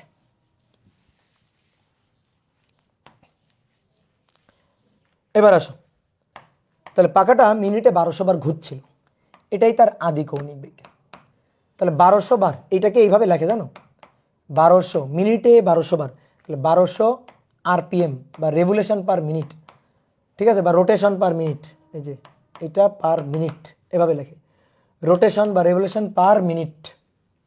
তাহলে 1200 RPM, RPM rotation per minute. তাহলে এখান থেকে আমার এই যে 2πn/t এই ফরম্যাটকে ভেঙে আমার রেডিয়ান পার সেকেন্ড বানানো লাগবে। 2π n এর মান হচ্ছে 1200 ডিভাইডেড বাই টি এর মান প্রতি মিনিটে, দেখো পাখা মিনিটে, এই যে মিনিটে, এই 3 মিনিট না, কিন্তু অনেকে কিন্তু আহামকি করে এইখানে নিয়ে ওই 3 মিনিট বসাবে, এটা পাখা থামতে সময়, কিন্তু মিনিটে এতবার ঘুরতেছে, এই মিনিটে এতবার, তাহলে মিনিটে মানে 1 মিনিটে, তাহলে 60 সেকেন্ড। তাহলে কত হচ্ছে, 6 0 0 কাটো, তাহলে 6 2 2 দুগুণে 4, 40 পাই, 40 পাই, 40 পাই রেডিয়ান, 40 পাই radian per second, radian per second, এটা ওমেগা নট। পাখা থেমে গেছে, শেষ কৌণিক বেগ 0। পাখা থামতে সময় টি, কত সময়, 3 মিনিট, তাহলে 3 গুণ 60, 3 6 18, 180 সেকেন্ড। বলছে থামতে কৌণিক মন্দন বা ত্বরণ, আর থামার আগে কতবার ঘুরবে সেটা হচ্ছে থেটা। থেটা বের করলেই তুমি পেয়ে যাবা, থেটা বের করলেই তুমি পেয়ে যাবা। আসো দেখো, তাহলে আমরা বের করব আলফা। তাহলে omega equal to omega not, যেহেতু বুঝতে পারতেছি থেমে গেছে মন্দন, একটা কৌণিক বেগ ছিল থেমে গেল, মন্দন মাইনাস আলফা টি। তাহলে এখান থেকে মান বের করব। ওমেগার মান হচ্ছে 0, ওমেগা নটের মান 40 পাই মাইনাস আলফা টি এর মান 180।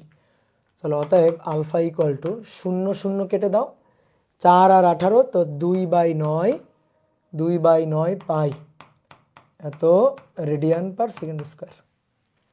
0 0 কেটে দাও, 4/18, তার মানে 2/9 pi radian per second square, that is alpha. এবার বলছে থামার আগে কতবার ঘুরবে, থামার আগে কতবার ঘুরবে। তাহলে থেটা লাগবে omega plus omega nought divided by 2 into t, 2 into t. তাহলে ওমেগা হচ্ছে 0, ওমেগা নট কই 40 pi, 40 pi divided by 2 into t, t এর মান, তো টি হচ্ছে পাখা থামতে সময়, এই যে 180, 180। তাহলে ভাই এখান থেকে কি পাচ্ছি, তুমি কিন্তু অন্য সূত্র দিয়ে বের করতে পারতা। কেউ যদি বলে ভাই আমি এই সূত্র দিয়ে কি বের করতে পারতাম না, হ্যাঁ ভাই পারতাম, করে দেখো একই রেজাল্ট আসবে, কোনো সমস্যা নেই। তাহলে এই সূত্র সহজ বলে আমি এই সূত্রটা খাটালাম। তাহলে কত হচ্ছে, উপরে 20, 18, 3600, 3600 পাই। এইবার দেখো খুব মজার একটা জিনিস, এখন 3600 পাই রেডিয়ান, কিন্তু এটা অ্যান্সার না তো, এটা কৌণিক সরণ, কৌণিক সরণ এটা। কিন্তু আমার কি লাগবে, আমার লাগবে কতবার ঘুরছে। চিন্তা করো তো, একবার ঘুরে আসলে 2 পাই, দুইবার ঘুরে 4 পাই, 3বার ঘুরে 6 পাই, 4বার ঘুরে 8 পাই, প্রত্যেকবারে 2 পাই। তাহলে কত দিয়ে ভাগ দিব, এটারে কত দিয়ে ভাগ দিব, এটারে ভাগ দিব হচ্ছে 2 পাই দিয়ে, 2 পাই দিয়ে ভাগ দিবা। তাহলে 2 পাই দিয়ে ভাগ দিলে প্রতিবারে 2 পাই করে, 2 পাই দিয়ে ভাগ দাও, পাই পাই কাটা, 3600/2 1800। এই যে 1800 বার, 1800 রোটেশন বা 1800 রেভলিউশন, ঠিক আছে, এটাই হচ্ছে অ্যান্সার, যে কতবার, এতবার 1800 বার, বুঝলা, এটাই হচ্ছে অ্যান্সার। যে থামার আগে কতবার ঘুরবে, থামার আগে 1800 বার ঘুরবে। ওকে ওকে, বলো বুঝতে পারছো?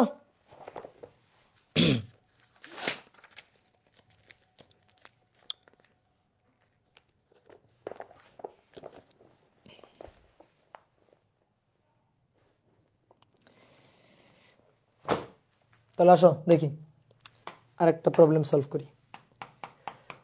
একটি চাকা, একটি চাকা, একটি চাকা প্রতি সেকেন্ডে, প্রতি সেকেন্ডে 6 বার ঘুরছে, 6 বার ঘুরছে।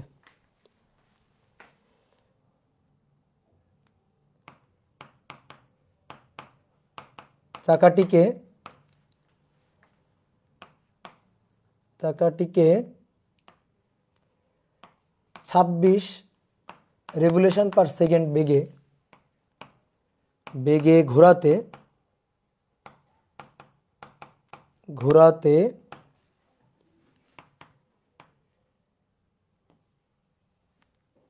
এত বেগে ঘোরাতে 4 পাই,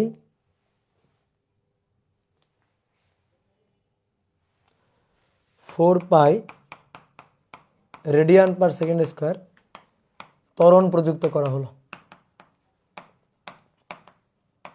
প্রযুক্ত করা হলো।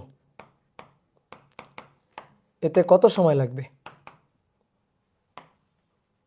এতে কত সময় লাগবে, আর এই বেগ অর্জন করতে কতবার ঘোরাতে হবে, কতবার ঘোরাতে হবে। এই বেগ যদি অর্জন করতে হয় তাহলে তাকে কতবার ঘোরাতে হবে, বলো, তাহলে তাকে কতবার ঘোরাতে হবে। করো তো, নিজেরা করো, নাও এটা নিজেরা করো।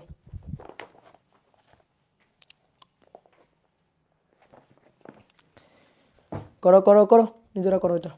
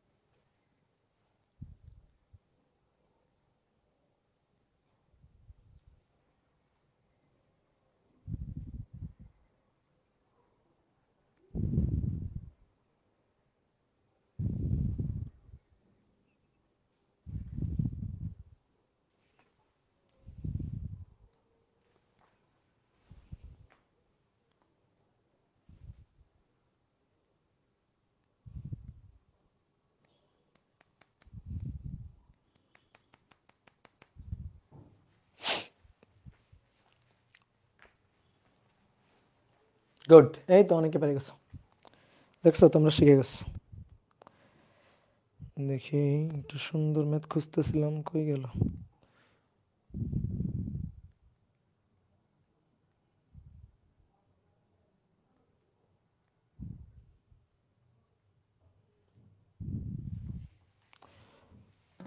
দেখো, প্রতি সেকেন্ডে এতবার ঘুরছে ওমেগা নট, তাহলে এটা হচ্ছে 6 RPS, রোটেশন পার সেকেন্ড। তাহলে 2 পাই n ডিভাইডেড বাই টি, তাহলে 2 পাই 6 ডিভাইডেড বাই টি হচ্ছে 1 সেকেন্ড, তাহলে 12 পাই রেডিয়ান পার সেকেন্ড। তারপরে ওমেগা, এটা হচ্ছে 26 রেভলিউশন পার সেকেন্ড, মানে সেকেন্ডে 26 বার, তাহলে 2 পাই গুণ 26 ডিভাইডেড বাই 1, তার মানে 52 পাই রেডিয়ান পার সেকেন্ড। তো এত ত্বরণ প্রযুক্ত করা হয়েছে alpha 4 pi radian per second square, এটা আলফা। এতে কত সময় লাগবে? সময়, টাইম টি বের করতে বলছে, টাইম টিটা বের করতে বলছে। আর কতবার ঘুরতে হবে? থেটা, কতবার ঘুরতে হবে? থেটা। তাহলে দেখো তো আমরা পারবো কিনা। তাহলে ভি ইকুয়াল টু কি দেওয়া আছে? Omega nought omega alpha t চাইছে। Omega equal to omega nought, বেগ বাড়ছে না কমছে?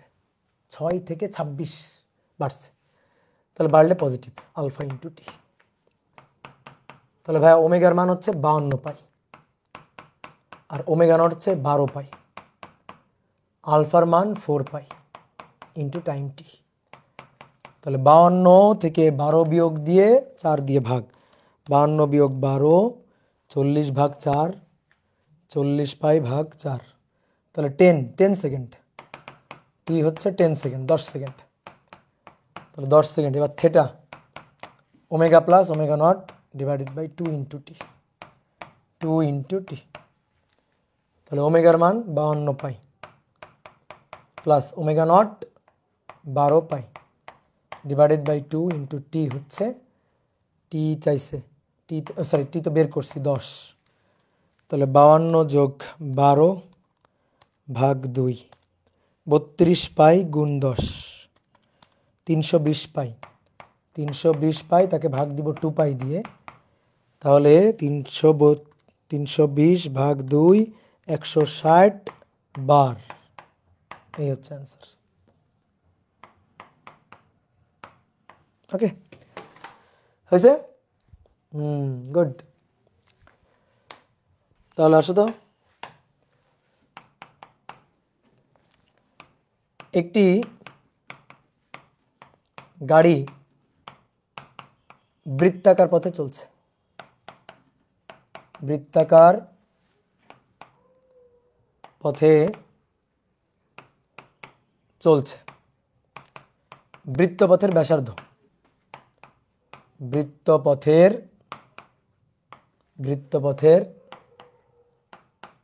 ব্যাসার্ধ এটা হচ্ছে 5 মিটার।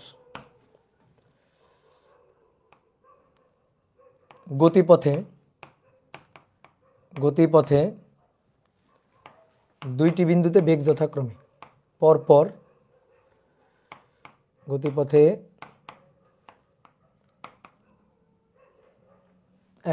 গতিপথে একই ক্রমে দুইটি বিন্দুতে বা গতির ক্রমে দুইটি বিন্দুতে, গতির ক্রমে কথাটা মানানসই, মানে গতি যেদিকে ওই বরাবর, গতিক্রমে দুইটি বিন্দুতে বেগ যথাক্রমে 40 মিটার পার সেকেন্ড ও 80 metre per second, 40 metre per second ও 80 মিটার পার সেকেন্ড।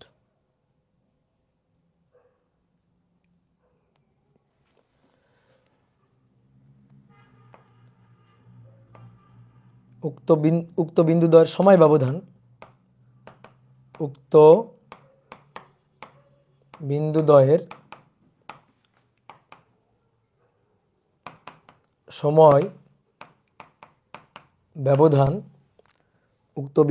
সময় ব্যবধান 2 সেকেন্ড। উক্ত বিন্দুদ্বয়ের সময় ব্যবধান 2 সেকেন্ড। এদের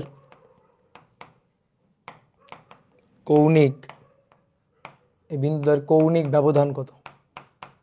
এই বিন্দুদ্বয়ের কৌণিক ব্যবধানটা চাইছে, যে এই বিন্দুদ্বয়ের কৌণিক ব্যবধানটা কত। তাহলে দেখি আমরা পারি কিনা কৌণিক ব্যবধানটা বের করতে। কৌণিক ব্যবধান মানে কৌণিক সরণ আর কি, বৃত্তাপথের ঘুরতেছে। তো ধরো এইখানে একটা বিন্দু, আর গতির ক্রমে ধরো এইভাবে ঘুরতেছে, কিছুক্ষণ পর এইখানে আর একটা বিন্দু। তা আমাদের এই পয়েন্টে বেগ দেওয়া আছে, কি বেগ? রৈখিক বেগ, কৌণিক বেগ না। কিন্তু কেমনে বুঝলাম? একক দেখেই বুঝলাম, মিটার পার সেকেন্ড। দেখো একক দেওয়া আছে মিটার পার সেকেন্ড। তাহলে এই পয়েন্টে বেগ হচ্ছে 40 মিটার পার সেকেন্ড, আর এই পয়েন্টে বেগ হচ্ছে 80 মিটার পার সেকেন্ড। এই পয়েন্টে বেগ হচ্ছে 80 মিটার পার সেকেন্ড, এই পয়েন্টে 40, এই পয়েন্টে 80। তার মানে এটা ভাই আদি বেগ ইউ, আর এটা শেষ বেগ ভি আর কি। তো এইটা হচ্ছে কৌণিক সরণ, এইটাই আমাদের বের করতে বলছে, ডেল থেটা বা থেটা বের করতে বলছে, এটা বের করতে বলছে। আর এই দুই বিন্দুতে এখান থেকে ওইখানে যাইতে যে সময়টা লাগে, সেই সময় ব্যবধান হচ্ছে 2 সেকেন্ড। সময় ব্যবধান 2 সেকেন্ড। আর বৃত্তপথের ব্যাসার্ধ কত? 5 মিটার। আর এর মান 5 মিটার, আর এর মান 5 মিটার, বুঝলা? আর এর মান 5 মিটার। তাহলে দেখো আদি বেগ দেওয়া আছে রৈখিক, শেষ বেগ দেওয়া আছে তার রৈখিক, সময় দেওয়া আছে থেটা চাইছে, কৌণিক সরণ চাইছে, এখান থেকে ওখানে গেলে কৌণিক সরণটা কত সেটা চাইছে। আচ্ছা, আর দেওয়া আছে, বেগ দেওয়া আছে, তো ভি ইকুয়াল টু ওমেগা আর। তো তাহলে তুমি এই পয়েন্টের ওমেগা, এই পয়েন্টের ওমেগা বের করতে পারবে না? ওমেগা ওমেগা হয়ে গেল, টি হয়ে গেল, কাজ শেষ। ওমেগা হয়ে গেল, ওমেগা হয়ে গেল, টি হয়ে গেল, তাহলে তো কাজ শেষ। ওমেগা পাবা কিভাবে? V equal to omega r, শেষ। তাহলে আসো, v equal to omega r. তাহলে এখানে হবে, প্রথমে হবে u equal to omega nought r, বুঝলা? এই পয়েন্টে বেগটা হবে ওমেগা নট, আর এই পয়েন্টের বেগ হবে ওমেগা। তাহলে u equal to v equal to omega r, তাহলে ফরম্যাটটা হবে এরকম, u equal to omega nought r. তো ভাই ওমেগা নট সমান সমান ইউ ডিভাইডেড বাই আর, 40 ভাগ 5, তাহলে 5 আর 40, 8 radian per second, 8 radian per second. ঠিক একইভাবে V equal to omega R, okay? তাহলে অতএব omega equal to V by R. V কত? 80 ভাগ হচ্ছে কত? 5, তাহলে এত রেডিয়ান পার সেকেন্ড। তাহলে 80 ভাগ 5, 16, তাই না? হ্যাঁ, 16 রেডিয়ান পার সেকেন্ড, ওকে? তাহলে ওমেগা নট বের করলাম, ওমেগা বের করলাম, টি দেওয়া আছে, তাহলে থেটা বের করা যাবে না? Theta equal to omega plus omega nought divided by 2 into t, বুঝলা? তাহলে ওমেগা 16 প্লাস ওমেগা নট 8 ভাগ 2, 2, তো 2 2 কাটাকাটি 16 8 24, ঠিক আছে? 16 আর 8 কত? 24 না? 24 রেডিয়ান।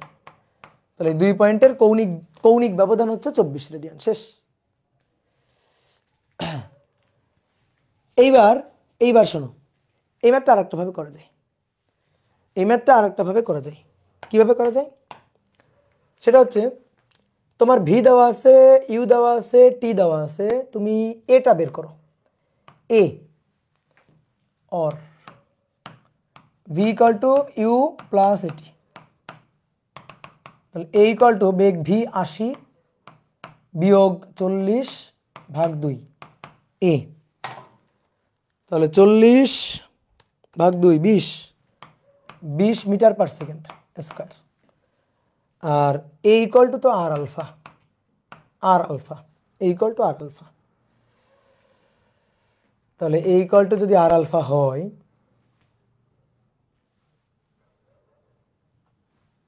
আলফা পাবো, টি পাবো। V equal to u, a বের করলাম, হ্যাঁ।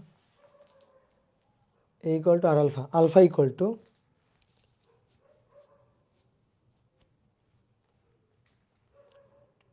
এ হচ্ছে 20 divided by r 5 4, alpha equal to 4।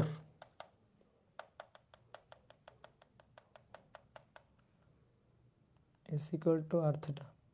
আচ্ছা, এস বের করে, হ্যাঁ, ও আচ্ছা অন্যদিকে চলে যাচ্ছি। আলফা তো চাই নাই, আমি আলফা বের করে ফেলছি। আলফা এত রেডিয়ান পার সেকেন্ড স্কোয়ার, ঠিক আছে? আলফা তো চাই নাই, এটা এক্সট্রা করে ফেলছি। যদি আলফা চাইতো তাহলে করতাম এটা।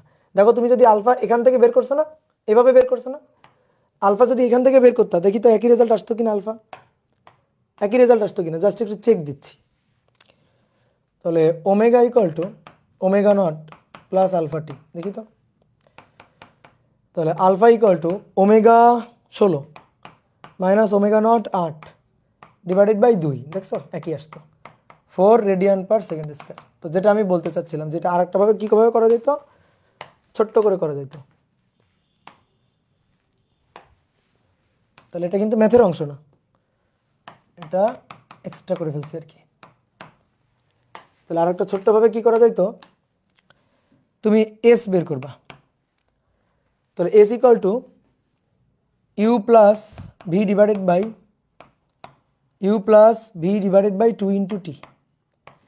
ইউ এর মান 40, ভি এর মান 80, 2 ইন্টু 2, তাহলে 4 যোগ 8 120 metre. S equal to r theta. তাহলে অর্থাৎ থিটা ইকুয়াল টু 120 ভাগ 5, 120 ভাগ 5 24 রেডিয়ান। এভাবেও কিন্তু করা যেত, বুঝলা? দেখো এইভাবে।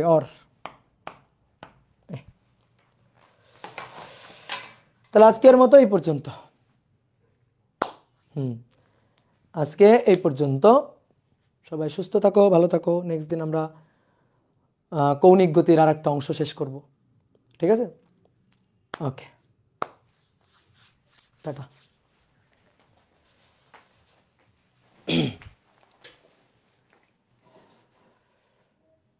5 অধ্যায়ের স্মার্ট বোর্ডের ক্লাসগুলো আর্কাইভে দিলে ভালো হয়। আচ্ছা দিয়ে দিব, যাও দেখি, এই যে শুক্রবার আছে, দিয়ে দিব।